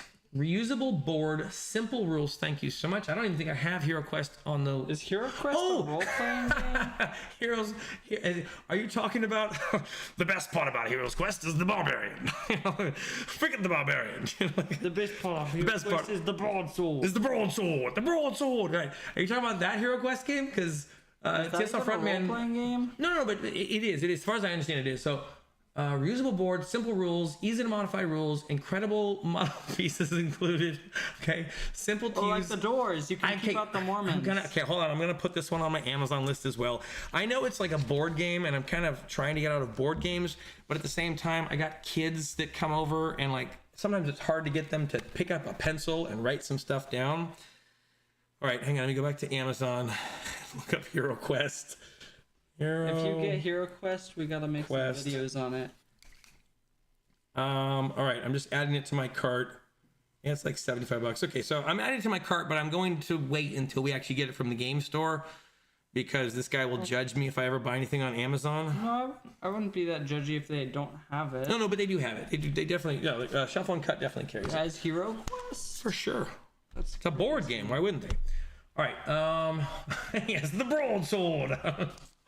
All right, hang on. I really gotta try and catch up now. Okay, so Hero Quest, got it. Okay. Oh, geez. Hello, Aaron. Fancy seeing you here. Okay. Crafty Matt also making up for received lost time. It's nice to have access to all this experience, though. And okay, so I agree. It is really nice to have access to all of your experience. I actually thought about even making a video about this. And it was basically some steps on how to become a better dungeon master. And the first step was to humbly admit that you're not a good dungeon master, because that's exactly what I had to do when I started asking these questions. I had to first go well, maybe I'm not actually good at this. And then I realized when people were suggesting all these things, I'm like, oh yeah, no, I'm definitely not any good at this, because these are not things I've learned about or know anything about. And I'm definitely not just picking them up from reading the D&D rule book. It's not teaching me how to do these things. You know what I mean? So you guys are telling me stuff about how to make maps and how to run games and how to, implement different systems or interact with players. For example, we had that game in our very last session of D&D. We had that game, and I got so many different recommendations, people telling me hey, you should try and do this, or you should try and do this in that situation. And every single one of those suggestions, I was like, oh yeah, that was way better than what I did. I actually kind of feel a little bit bad for what I ended up doing in that game. And I was like, I wish I had, maybe set up some sort of fail it forward situation. He wants to go save his uncle, but instead of just saying no, you can't do it. And so I like that was also very eye-opening. I rolled a nat 20 too. Did you actually? I rolled a nat 20 on one of my saves. I robbed this guy. I was like, it's a crime. I should be arrested. I robbed him of a nat 20 on a save. Anyway, so yeah, like that was also a bit of an eye-opening moment, like going, oh yeah, there's a lot of ideas. People are coming up with stuff that I just don't have in my repertoire, my wheelhouse. All right, I really am going to try and read these things. So I'm reading here something about multitasking, and that is something I am obviously terrible at. All right, back up here. Yellow Nate. Yes, I am yellow today. I'm representing the yellow team. I was at Camp Agape as the yellow team this year. It was awesome. Let's see, like the broadcast. Oh, the journey in FBL. FBL. I'm gonna try and figure out what that is because it's football. No. Hold on. Hang on. I missed some of it. Oh, there we go. Forbidden Lands. There we go. Oh, he's saying crafty man. Okay. Doesn't look like you filled out Forbidden Lands yet. I have not. Thank you. It's a low fantasy sandbox hex crawl about a world that's coming out of a magical apocalypse. That sounds cool. All right, hang on. Let me find Forbidden Lands. Was I on it and I just passed it? Hang on. Let's see. Drag. Okay, no. Index card. Okay, Starground. Keep going. Okay, no. I think Forbidden Lands was actually up towards the top. I think it had it with a bunch of the Free League ones. Hang on. I just saw it. There we go. Forbidden Lands. Okay. Free League. Let me put that at the end. All right. Thank you so much, Mr. Pirate. All right, let's go ahead and get this. Okay, the journey in okay. Forbidden Lands. Low fantasy sandbox hex crawler. Okay. Low fantasy sand crawler hex. No, sorry. Hex crawler sandbox. I mixed up those two words. Hex. Nope. Hex crawler sandbox. Thank you all for being patient with me. I know I'm really behind on the comments, but thank you. Let's see, low fantasy hexcrawler sandbox. This one, I think Free League is actually sending me a copy of Forbidden Lands. There was a few games I recommended. I mean, they might not send any of them to me because like there were 2 other game systems I was really curious about, and I just hadn't put them on the list because I thought I was asking for too much. And then once they said yes, I was like, maybe they won't mind sending me Vaesen and Sumbarum. And the reason was, it wasn't like just I got greedy. Like, it's a little bit that, but it wasn't just that I got greedy. It was that I really wanted to make a video talking about like similar systems and how, you know, like, let's say you're a new family getting into RPGs. One of the smart things I think to do would be to get into a game system that had a similar system across multiple settings, because apparently adults have a really hard time jumping systems. Kids, like, you know, this guy's friend Landon, who comes over, he does a really good job of like being willing to try new systems. I think he's a little bit like me, like he's just interested in the whole thing, and so he's like curious. This guy, you know, and like most of the other people exact opposite. Yeah, this guy, exact opposite. Our friend in Thailand, exact opposite. Like Marshall, him, his mom, like everyone's kind of like, no one but you and Landon actually want to do new systems. Right, and he even to the point thought Landon was just doing it to be like agreeable, but then we realized, oh no, he actually just likes learning new systems. He's interested in that. And so, but my thought was maybe I'd recommend parents to jump into like Free League games, like as one of their starter games, because so far I've seen about 1, 2, 3, 4, 5, I think 4 or 5 games that all work on that D6 system, and it has like a little mechanic to push rolls or whatever. So, all right, let me get back to this. Okay, so Forbidden Lands, low fantasy hexcrawler sandbox. Back up here somewhere. There we go. Once again, thank you, Wheelie, for writing this out. All right, low fantasy. Okay. About a world that's coming out of magical apocalypse. Okay.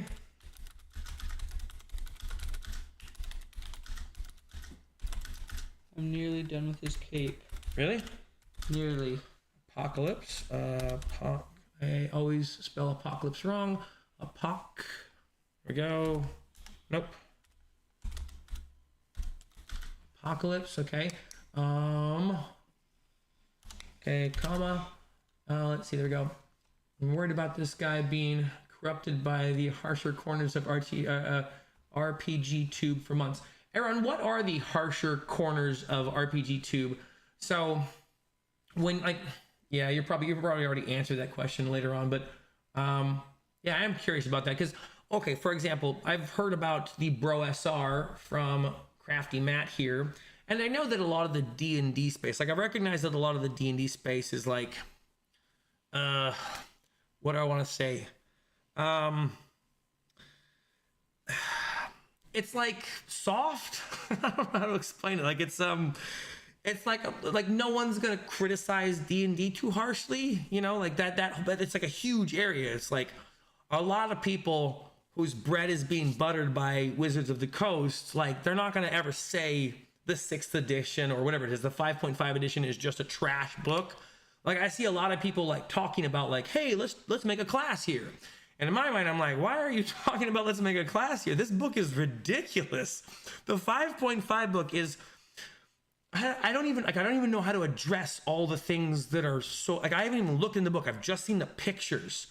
And like, it is so alarming to me what Wizards of the Coast have made in this book. Like I had a question. I was like, does Wizards of the Coast think that orcs are like Mexican people? Like because I'm looking at the picture of the orcs and they got like maracas and like sombreros on, you know, and like they look at like they have like a strangely. Hey, are you saying that Mexicans wear sombreros and shake maracas? Yes. Yes. I'm joking, my wife is Mexican, and I would definitely say that is a cultural Mexican. They don't have to, but they have been associated with those things. Those are like cultural icons. I know you give me a hard time.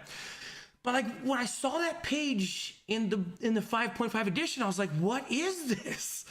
You know, it just blew my mind. And I was just like, oh, okay, no one's going to be taking this book seriously, right? Like everyone's just going to stick in 5th edition. But then there's like hundreds of channels and people are like, how to make a class and like how this game is like mechanically broken, like how to do 10,000 damage in a spell. And I'm like, why is anyone talking about the Mexican orcs? That's crazy to me. Like, how is everyone not upset about this? This is, I mean, like, I don't, am I the only one? Am I crazy? Am I crazy for not understanding this thing? Like, I won't even pick up the book. Like, I'm not, obviously I thought 5th edition was really broken, so I'm not interested in their products. But even people who are interested in their products, like, isn't that I mean, okay, I'm going to get canceled now because I pointed out that it looks like they're trying to make the orcs a Mexican culture or something. Like, I can't be the only one who saw this, okay? All right, sorry. No one else has done it because they would get canceled, that's why. Am I going to get canceled now? Is that okay? Okay, just somewhat Media Matters or something, clip this up and, yeah, okay. Cut me out of a context. All right, I'm filling out the Forbidden Lands thing here. Apocalypse. That really sounds cool, by the way. The Forbidden Lands thing. I mean, like, the magical apocalypse sounds very interesting. All right. The journey in Forbidden Lands is just as important as the destination. There are a lot of fun travel mechanics. Has been very low prep, at least in your experience. Okay. Right. All the comments about what I've just said are way down here, but as you all know, I'm way behind. All right. Speed run. No, I can't speed run because I'm actually trying to fill out this thing about Forbidden Lands. I'm cheating right now. I'm going to keep cheating as long as people are going to be patient with me. All right. Okay, journey. Well, you won't know if quiet, don't talk. I can't listen and type. Journey as important as destination. Okay. And there was one more thing. A lot of like fun travel mechanics, low prep. Okay, fun travel mechanics. You almost spilled your water? No. I almost dropped him. And something low prep. Okay, low prep system. Hold on, system possibly. I messed something up here. I missed a lot of that up. Okay, no, POS. BLE. Okay, low prep system possibly. Okay. Just right. Remember the whole time. Yeah, got it. Hang on. Quiet. You stop talking for a second. Like the bros, too late. I've already given my recommendation for the best bros have to offer. Okay, but Crafty Matt, you could give me an invite to your Discord channel because, like I said, I'm interested in checking this place out. Okay, Index Card RPG looks so cool. Haven't bitten the bullet, but I'd really like to get it. Looks very tight and well designed. Okay, I don't recommend the blind leading the blind. Interesting. Okay, I'm guessing that's related to one of these things. Okay. going to be running another Conan game soon on TBEA. Crafty Matt, what is TBE and A? That sounds like a channel or something like that. I'd be interested in watching that. All right, and if you're running Conan games, let me know. I am interested in trying to run new game or play a new games. I signed up for Pirate Borg this week. I think my game's actually tomorrow and Thursday. I got morning games where I'm going to learn how to play Pirate Borg. Crafty Matt, if you've got games running, I'd love to jump in, like maybe just for a couple sessions to try it out, just to get a feel for how it works. All right, so good on you, man. Glad to hear it. Maybe that was related to me saying something. Okay. See, Mushings. Hey, Mushings, what's up? I'm a multitasker. What did you miss? Hail chat. Crafty Matt. End on the okay. Relentless. ICRPG buy upgrades is acquiring abilities to build your own build your own subclass. Interesting. It's rules light version of 5e, so it's easy to teach and learn. All magic is scrolls. GM in it only applies to all systems. GM guide in it applies to all systems. Interesting. Okay, so let me see. Forbidden Lands, I'm gonna leave these where they're at because they're all free league games. And the index card RPG was down towards the bottom. All right, and I'm gonna add one more note to this one, which was, hold on.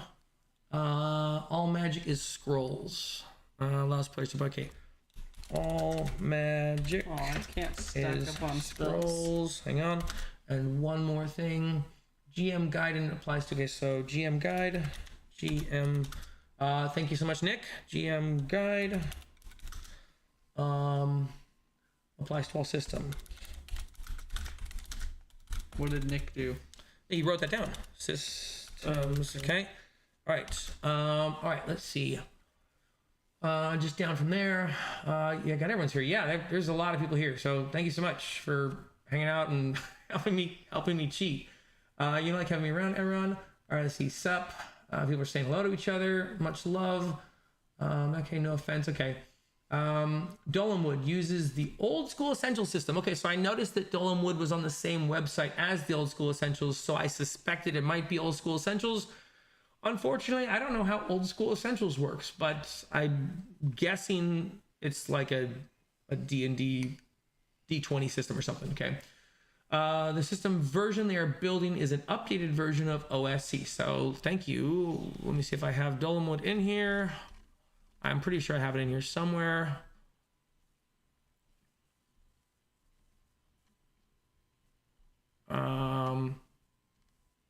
All right, well, I can remember that it's OSC when I find it. Okay, let's see. Let's see. Around the Relentless, I know you meant Another in God. Let's see.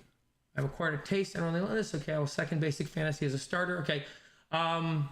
Let's see, but you know that the best part about Hero Quest is the broadsword. Oh, I'm way behind. Okay. No, okay. I regularly talk to God. Hazard of Immortality. The Relentless. Okay, second broadsword. There's a classic edition and the new fantasy edition. Both are excellent. The new fantasy, the new version is very close to the original. Okay, I'm guessing that's related to the Hero Quest. Okay, I'll check Shuffle and Cut next time I'm out there. 40 years plus here. Okay, yeah, that's the idea I've gotten. I've gotten the idea that most of the people who are commenting on a lot of the videos have like a decade or two experience playing, and like I played 4th edition D&D loosely with like 2 friends for like a year or so, and one of the friends wasn't even there most of the time, so it was just me and my friend from Thailand and me just terribly running a D&D campaign. So that's like my only experience DMing aside from this last year that we've been playing whatever, D&D 5e. All right, let's see. Back to it.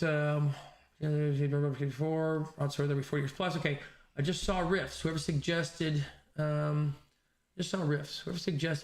you are a true gamer. Interesting. Okay. I would suggest maybe finding a game convention near you. I thought about that. That would be really cool. I actually asked my friend the other day. His son comes to our game nights, and we've been trying to get him into more and more games, tabletop war games, RPGs. We plan on actually having a Dragonbane game this week on Wednesday after school. Anyways, I've been talking with him about going to a gaming convention, and there's like nothing in California. There was one. No. There were 3. There were 3 actually. One was in May, June, and I think August, or maybe no, it wasn't September, August. And it was like a, let's see, it was like a tabletop wargaming convention slash, mostly wargame. Oh, there was a bunch of magic stuff. It's called something, Southern California, something or other. I looked it up. It was interesting enough. I was going to go earlier on in the year, and I asked him and his friend if they wanted to go, and they both gave me like a meh. So I was like, I'm not. I think Landon was more into it, but I was less into it. Landon was interested. He was like meh. So I was like, all right, fine, never mind. But yes, I thought that would be a good idea because I could also see any game developers that are there, check out their books. So yeah, there's also Tales from the Loop. Recommendations on. What? But if you have recommendations on conventions in California, anyone, tell us. There you go. Yeah, if you know of any conventions in California, like, because the other thing I saw on Reddit that was pretty common was because I was looking for conventions, and on Reddit someone suggested ask at your local like board game store because there might be small conventions, and I was like, oh, that's right, that's a good idea. So, but I have forgotten to do that, so I haven't done that yet. What was I just saying before that? Tales from the Loop. There we go. There's also Tales from the Loop from Free League, Retro Sci-Fi. I have Tales from the Loop. That was actually the first Free League game that I bought because the system was so interesting to me. Like, there's no deaths, right? You can get caught by your parents, and like sent to being grounded or something. And then the main thing was in the section where it explained how to play the game, it made it seem like the game is a game where the players can DM a little bit. They can like create things in the world in a way. And I found that to be very interesting. But as I began reading the book more, it seemed like it's actually a game for advanced tabletop role-playing game players, as opposed to a game that'd be good for new players. Excuse me. Anyways, I do own that game, so I know a little bit about that one so far. Just because you can't die doesn't mean you don't require sleep. Oh, Aaron, thank you so much for hanging out. Appreciate you being here and adding to our chat. Thank you. I know I'm way late, but yeah. Let's see. Over in some of the gaming communities I follow, they call D&D stuff like that soft modern. Interesting. All right. Good night. Later, Aaron. Okay. It seems like the D&D YouTubers are only concerned with mechanics. That's the idea I'm getting as well. It's like, they don't care that the book is strangely, I don't want to say insulting. It's not that. It's just dumb. Like, it's exhausting to think about. I don't know what to make of it. All right, let's see. Gary, Brian James, gonna back up. All right. Okay, so I'm not the only one who's made comments about the new player sample card. Yeah, no, I've seen other channels like, but I get the idea that maybe it's not okay. Like, maybe you're not supposed to notice that Wizards of the Coast has some strange ideas about culture or something. I don't know. Like, I get that it's like, it seems like one of those things where, like, if you say anything about it, it's one of those canceled, or it's one of those like Emperor's New Clothes things. Like, how dare you? Don't say that. All right. See, I don't criticize D. I just don't talk about it, right? And that, you know what? That's also just as easy. It's like, who cares? The criticisms of D&D 5e are all on Twitter, but yes, D&D focuses heavily on inclusivity. Me either. Yeah, Turner Broadcast Enterprises. Yeah, it's fine. You're right. It's totally easy just to not even talk about it, and that's what, like, that. Look, it's not on my list. Like, I'm not going to. I thought about talking about it, but I'm like, I'm not looking really to be divisive. Garbage, no one buy this. Not really. I had the thought, like, say something about it, but like mostly in like a comparison contrast. And then at some point I was like, why? I don't really care. Like, look, I'm not trying to play it. You can. Yeah, I'm not trying to review these games. I'm trying to make a list of games, and have some understanding of them, and especially if I can get a feeling of what's connected to what. All right. Let's see. Okay, I criticize D&D all the time at my friendly local game store, and the owner gives me a hard time. He doesn't like it. Saying hi to Brian James. Yes, also, hello, Brian James. Let's see. My friendly local game store. Yes, the owner is running a 2E game at his house. Interesting. I think a 2E campaign would be fun. Let's see, Brian James, he's running the Night Below box set. Excellent. Are you a member of my Discord? I am a member of your Discord. Gary, is your Discord... Wait, am I a member of your Discord? Hang on a second. I have you on Discord. I'm a member of the Savage Worlds Discord. I think that's the one that you invited me to. Hang on a second. I have the conversations with you. Where is it at? Hang on. There's Gary. I was in a Discord related to this. I think it's this one. That's Ironsworn. That's Mobile Game. That's Necromolds. That's Salty Nick's Pirate Borg. That's DM Scotty's server. That's Mouse Ritter. Salty Dogs. I am part of several different Discords that I have joined in the last month. I guess so many that I have lost track of them. I might be. If I'm not, send me an invite to it, Gary. Let's see. Okay. Oh, thank you for Paranoia. It's a ridiculously silly sci-fi Big Brother game where you have multiple clones. Thank you. Hang on. Where was that? Paranoia. I'm guessing that's for the second edition. Okay. Ridiculous is another one of those words my phone spells for me. Ridiculous. Okay. Ridiculous sci-fi Big Brother game.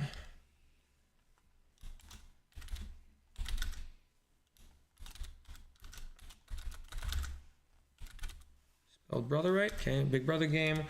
What do you say? Where you have multiple clones / lives. Okay. And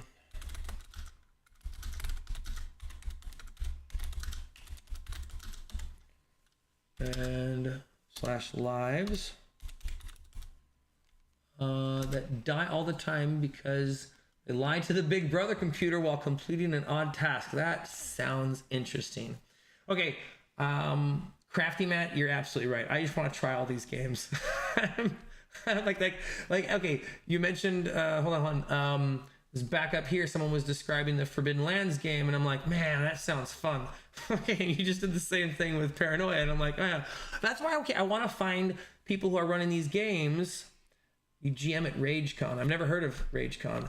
Yeah, okay, so I want to find someone running these games so I can just jump in. Like, I'm really excited to try the Pirate Borg tomorrow, just to get in a sense for like how the Borg game systems work. And like that's the thing, is like if I just try it out a little bit, get like 1 or 2 sessions in, I'll have enough to understand like, hey, here's who might like this game, and these also help. Like when you describe this sci-fi Big Brother game where you have multiple clones and lives. Like that's obviously like that's a silly premise. So that's a lot of fun right there. And I guess depending on how complex the system is, that'd be a game where I'm like, look, if anyone who's interested in, I don't even know who that applies to specifically, but like it could just be a lot of kids would have fun in a game where you have multiple clones, and so it doesn't even matter that you die. Like that's already silly and fun. Like I think my nephew would probably like the premise of that game. And I often think of these type of games, or think of him when I'm thinking of game systems, like, could I teach my 8-year-old nephew how to play this game? I taught him a little bit how to play Mouse Ritter, and he really quickly picked up and like, he started like playing back. I jump and I stab and I take poison from this guy's fangs and I put it on my weapon, and I was like, whoa, okay, cool. Like this kid's getting it. So, all right, let me get the rest of the description. Okay. Big Brother game where you have multiple clones, lives that all die because they, okay, so clones, they all die because they lie to the Big Brother machine. That sounds really cool. Yeah, I'm no kidding. That sounds really cool. Well completed. Okay, Big Brother computer. Big Brother computer. While completing an odd task. Okay.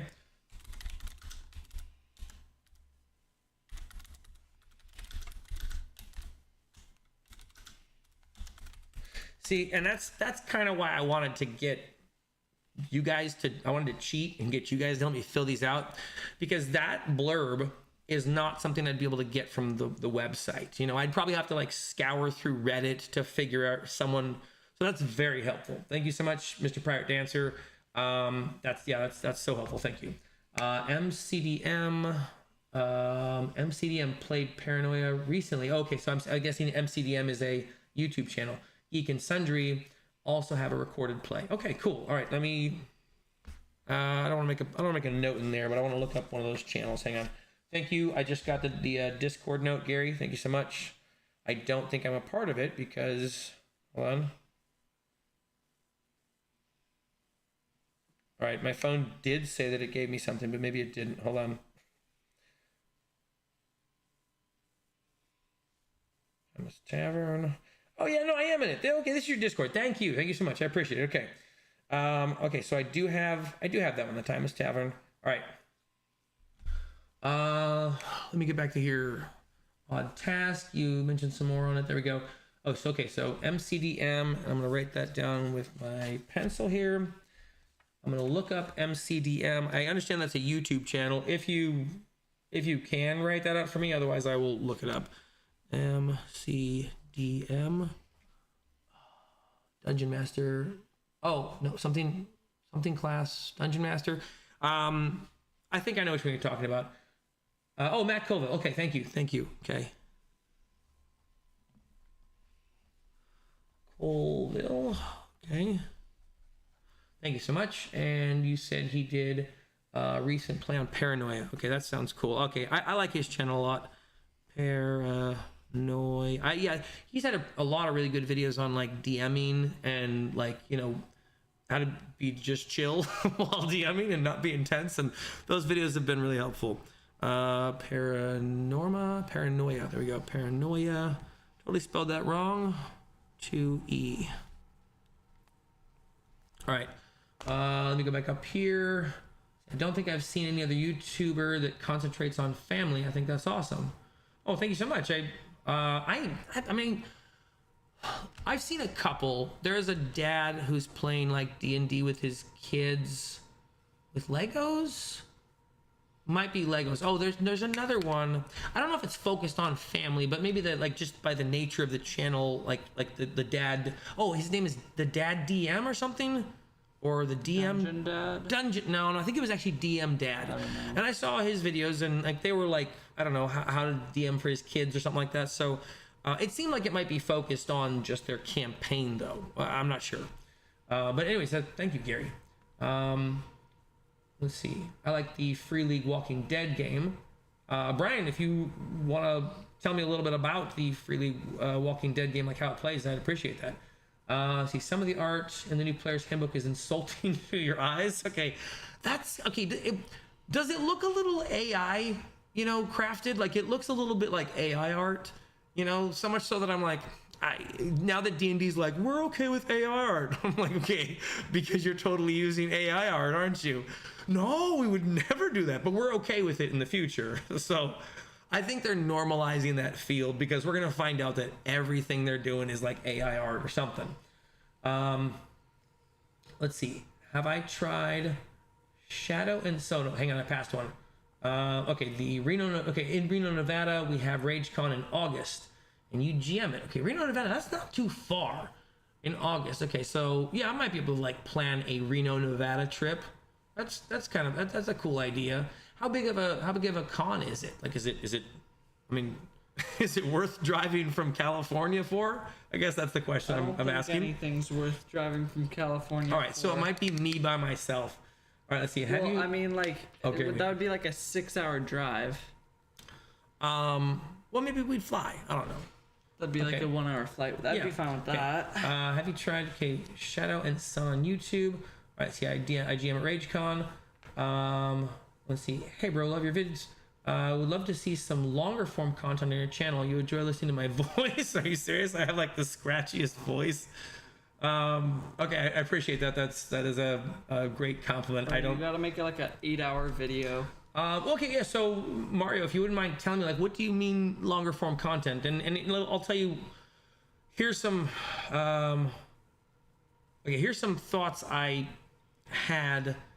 Okay, I got distracted reading a comment there. So here's some thoughts I had about making different content on the channel. Like one, all right. So there's a guy on our who's been posting comments on like some of the videos, and he sent me a post recently asking if he could send me a starter box for a war game that he's making.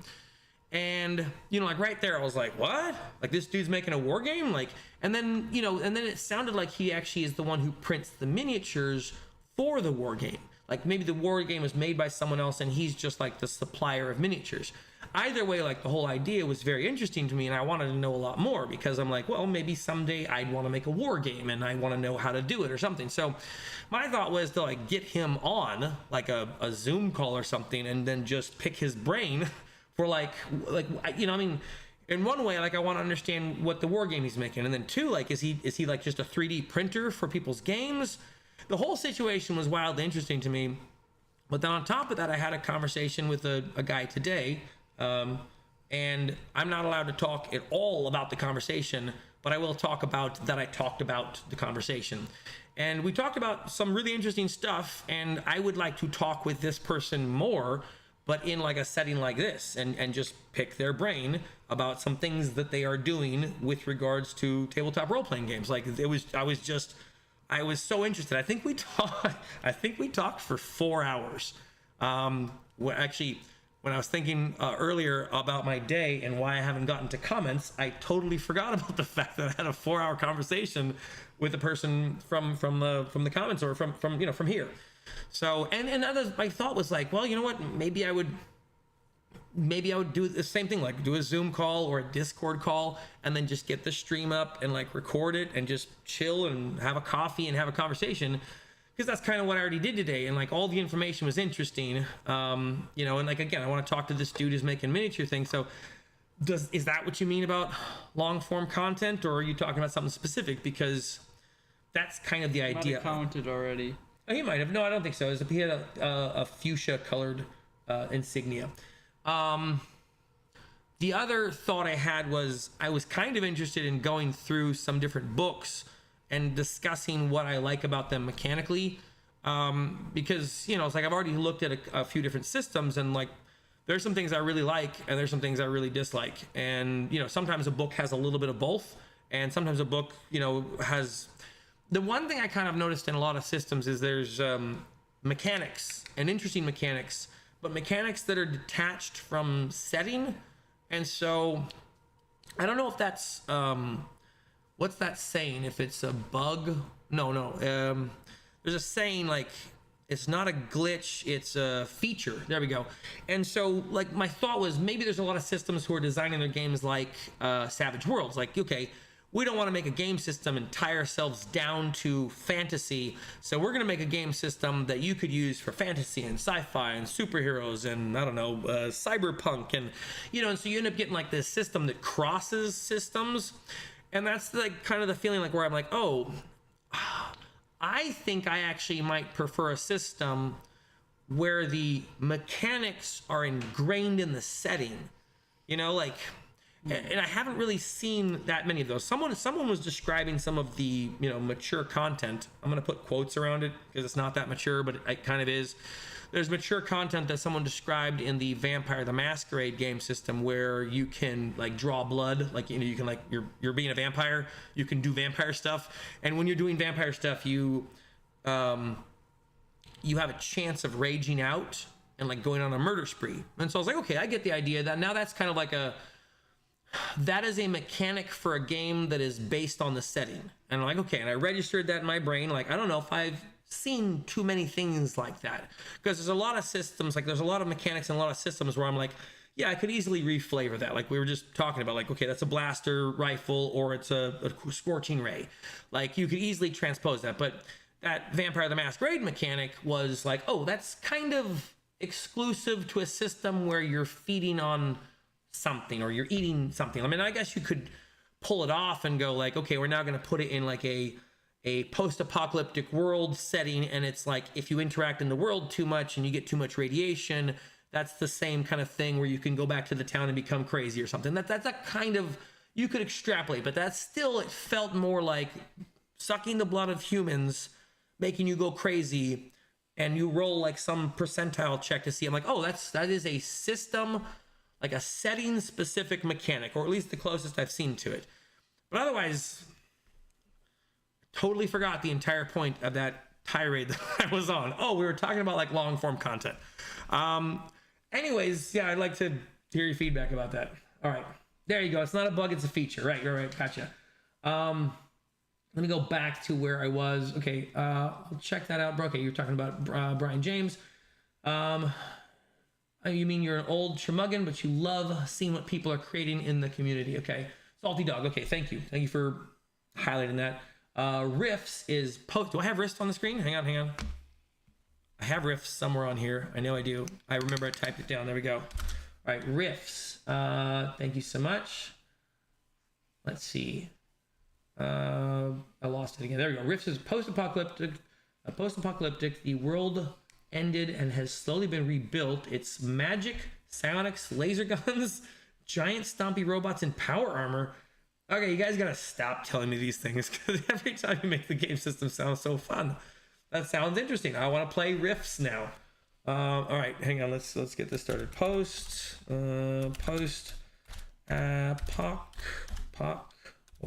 lips. I'm always doing that wrong. There's supposed to be an A there. Nope. Post apocalypse. Let's see. The world ended, slowly being rebuilt. Okay. Nope. Ended, slowly being rebuilt. Slow being rebuilt now.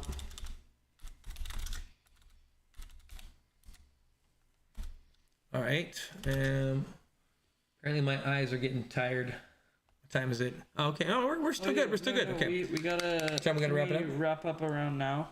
Around now? Well, I got a bunch of stuff to clear catch up with the comments and then start wrapping up. All right. Okay. So I'll try not to gab too much. Okay. Riffs.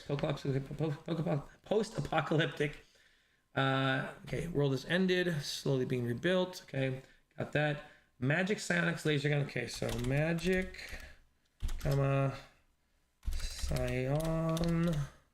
psionics. Okay. Hang on. Laser guns, giant stumpy robots. Okay.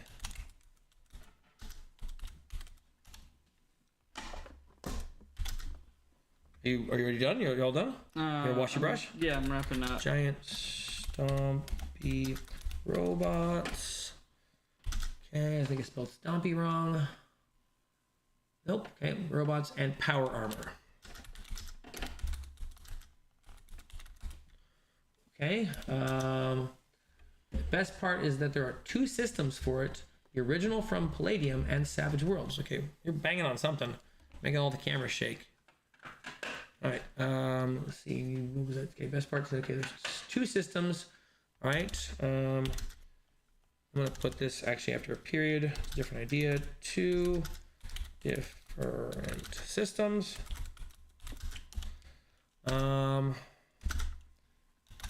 Palladium.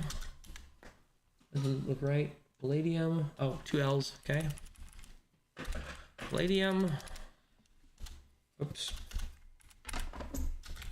And SW. I'm gonna write Savage Worlds. Okay. All right. Let's see. Okay. Savage Worlds. Okay.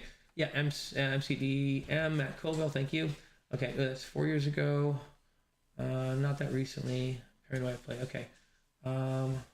Mr. Pirate back there. Oh, okay. I see you. Okay. So their video was from 4 years ago. That's okay. I mean, I'm still in that system sounds fun. I like the idea of all the clones and all that stuff. All right. See back there. Okay. TW uses. Okay. So, that was related to the zombie game, The Walking Dead. There we go. Capitalize that. Capitalize that. Walking Dead. Free League goes last. Okay, so thank you so much, Brian James. Let's see. D6 system.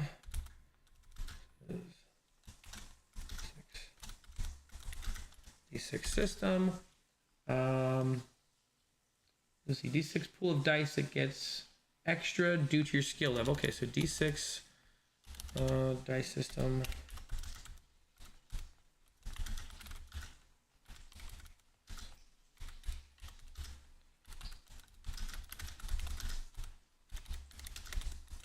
All right. And you had more there. Let's see. It also has heavy influence from the TV show plot. Interesting. Okay. Heavy influence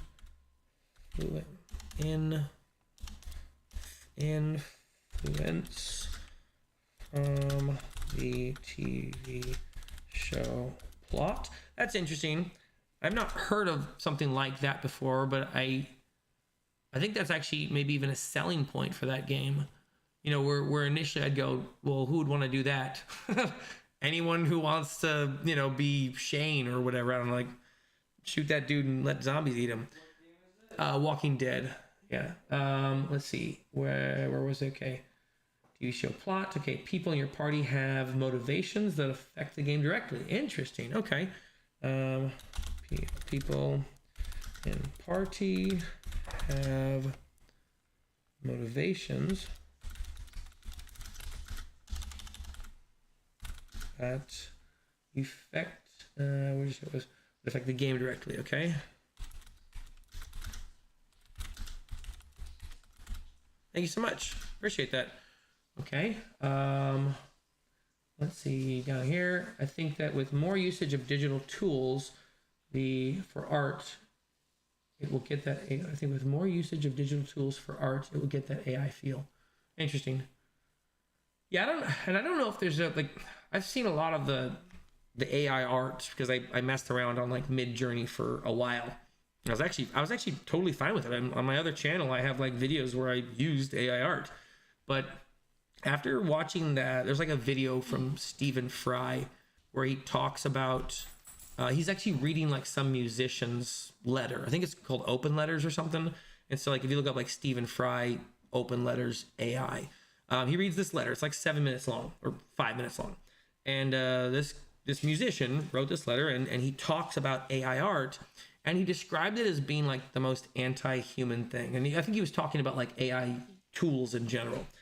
I don't know. He made a really compelling argument because I was like totally on board. Like I went from being totally on board AI art. I was using it all the time. I had like, again, I have videos, I edited whole videos with it, to like instantly. I was just like, you know, I can't use it anymore. You know, I mean like, and like maybe I would if I was trying to make a campaign, you know, like, and I wanted to, you know, tell my players what this world looks like. But like, I don't think I'd ever publish anything with it. You know, I don't have a judgment for other people using it. I just like, it's not for me. So that's my opinion on the thing. Oh, hang on. So there's some back behind here. Hang on. All right. AI art. Okay. Yeah. It's not a bug. It's a feature. Pumpkin time for you. I subbed and I'm looking forward to follow along your journey. Oh, good night. Thank you so much. And I appreciate you subbing to the channel. I'm not ever really going to ask for that in my videos or the like button thing. I don't really like that. I used to, but I think I just got tired of channels telling me to like and subscribe. And then I'll be like, no one's going to tell me what to do. So like and subscribe. Don't say it. Okay. Yeah, that's what they say. Oh yeah. Right. Okay, stop doing that with the desk. Okay. Dissecting books. Okay, so dissecting books, mechanics, and systems would be great. Explaining what I like and dislike would make for an interesting 30 minutes to an hour deep dive video from my perspective.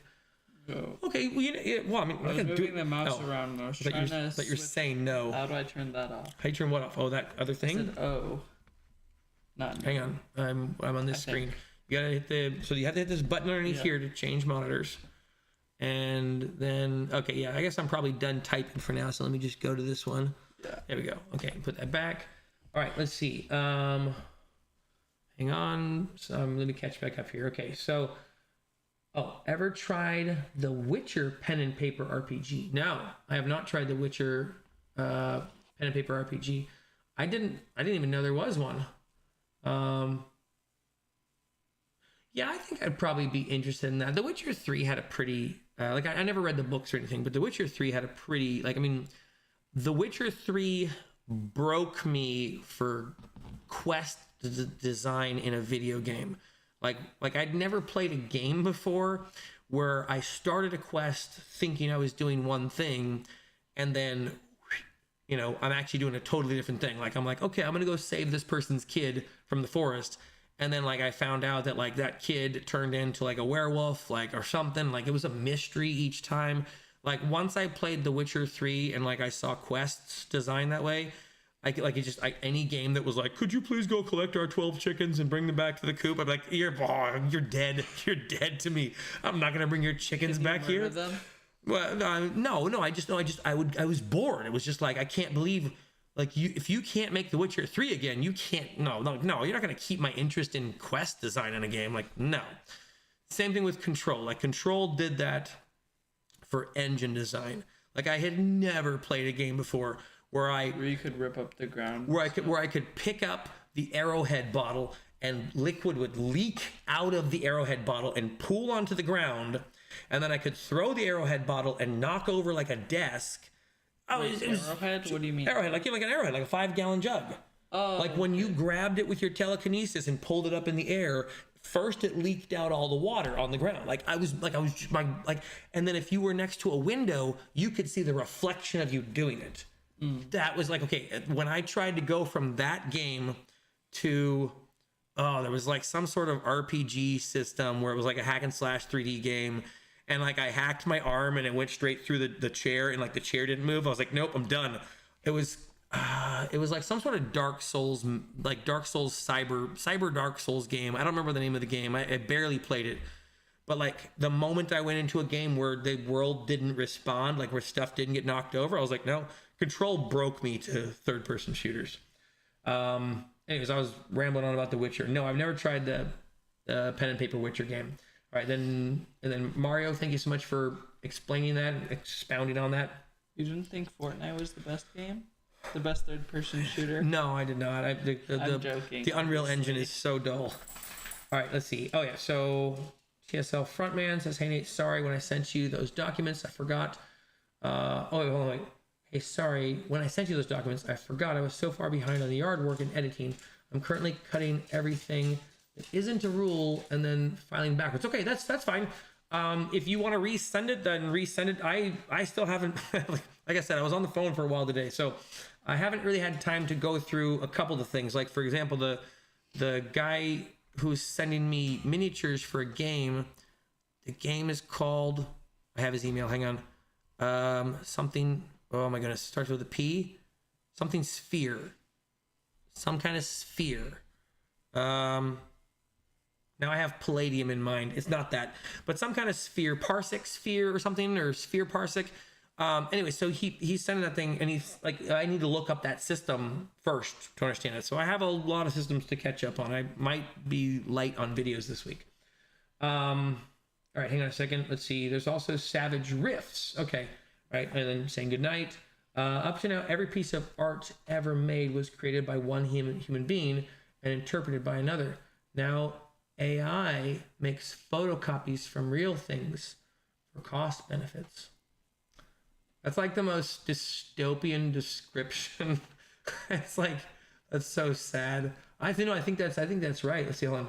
Every piece of art made by one, okay, interpreted by another human. Okay, so human to human, yeah. AI art now makes photocopies from real things. No, and that's okay. That's the part where I did feel a little bit convicted. You know, like a little bit like where I was like, maybe this thing is wrong in an objective way. You know, and I'll levy this out, or I'll put this out gently. When I found out that there was basically billions and billions of artworks that were basically fed to these machines, like they weren't just created intelligently, like they're going and extrapolating. Like when I found that out, there was a point where I continued making AI art, sort of knowing that I was sort of stealing. Yeah, you know, like I was like, okay, because I mean, I knew that I could type into the machine like someone's art style. Like I could go, you know, who's that guy, Ross from comic books or whatever. I could go, you know, hey, show me a comic of AJ Ross, Alex Ross, you know, but in this style with Kurosawa shading in like a sketch form.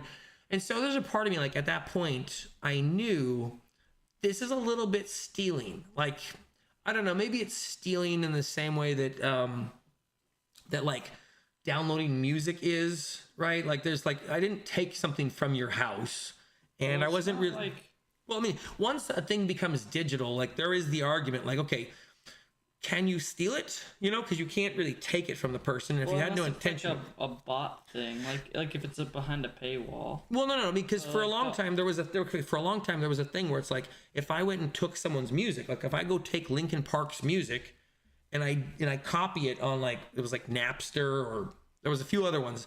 There was this whole thing. Like now music is all like basically free all the time. You just have to pay $9 a month to have it. But it used to be like you either bought the CD or, you know, you downloaded the digital music or something, but like people would copy stuff all the time. If you copy it, you're not taking anything. But I understand the argument about it being theft. And so if stealing music is theft or stealing movies is theft, then this thing with art is definitely theft, right? Because Alex Ross has a bunch of images there and no one asked him to have them and to, you know, have people take his stuff, right? And the same thing with like, you know, famous photographers or whatever. Like he's just taking a bunch of stuff. So, all right, cool. I have caught up with the chat and I don't think I'm missing anything. It's like 10:30. So let's go ahead and wrap it up here. Yeah, that sounds perfect. Chat, all of you, thank you all for hanging out with us. Really appreciate your comments and helping me fill out this list. I might continue this again in the future because I like these descriptions. I will probably spend my time alphabetizing it to make it easier to search through. There's a chance we could stream tomorrow because I have a late start on Wednesday. Oh, right. Okay. Yeah, and maybe I'll do the painting tomorrow and you can do the talking. Okay. Because I got like all these guys to paint, right? You have stuff to talk about? Not really. Okay. All right. Sorry, I was playing a quick Tekken tournament. No way. I love Tekken. Tell them I'm really good at Tekken. You are really good. I'm pretty good at Tekken. I was like the best in the in the dorms until this one kid came by and like he schooled me with my favorite character, King, and it was so upsetting. I was so salty. Wait, right. You used your best character and you lost? No, I never used my best character first. No, I used like my second. So I beat him with a couple characters, but he was still really good. But my best character against his best character, King against King, he beat me. And Wait, he got me in this. Character was King? At the time, yes. Because this was like Tekken 3. So Xiaoyu I was pretty good at, but King I was like, I could do like on average like a pretty consistent 8 to 10 hit combo with grabs and throws, and I knew how to like get people on all the different grabs and get them down on the ground and grab them and all that stuff. So I loved it. But then this kid made me so mad. It was like, because I was like, oh, I'm the good guy. I'm the guy who's good at Tekken. And then this guy just destroyed me.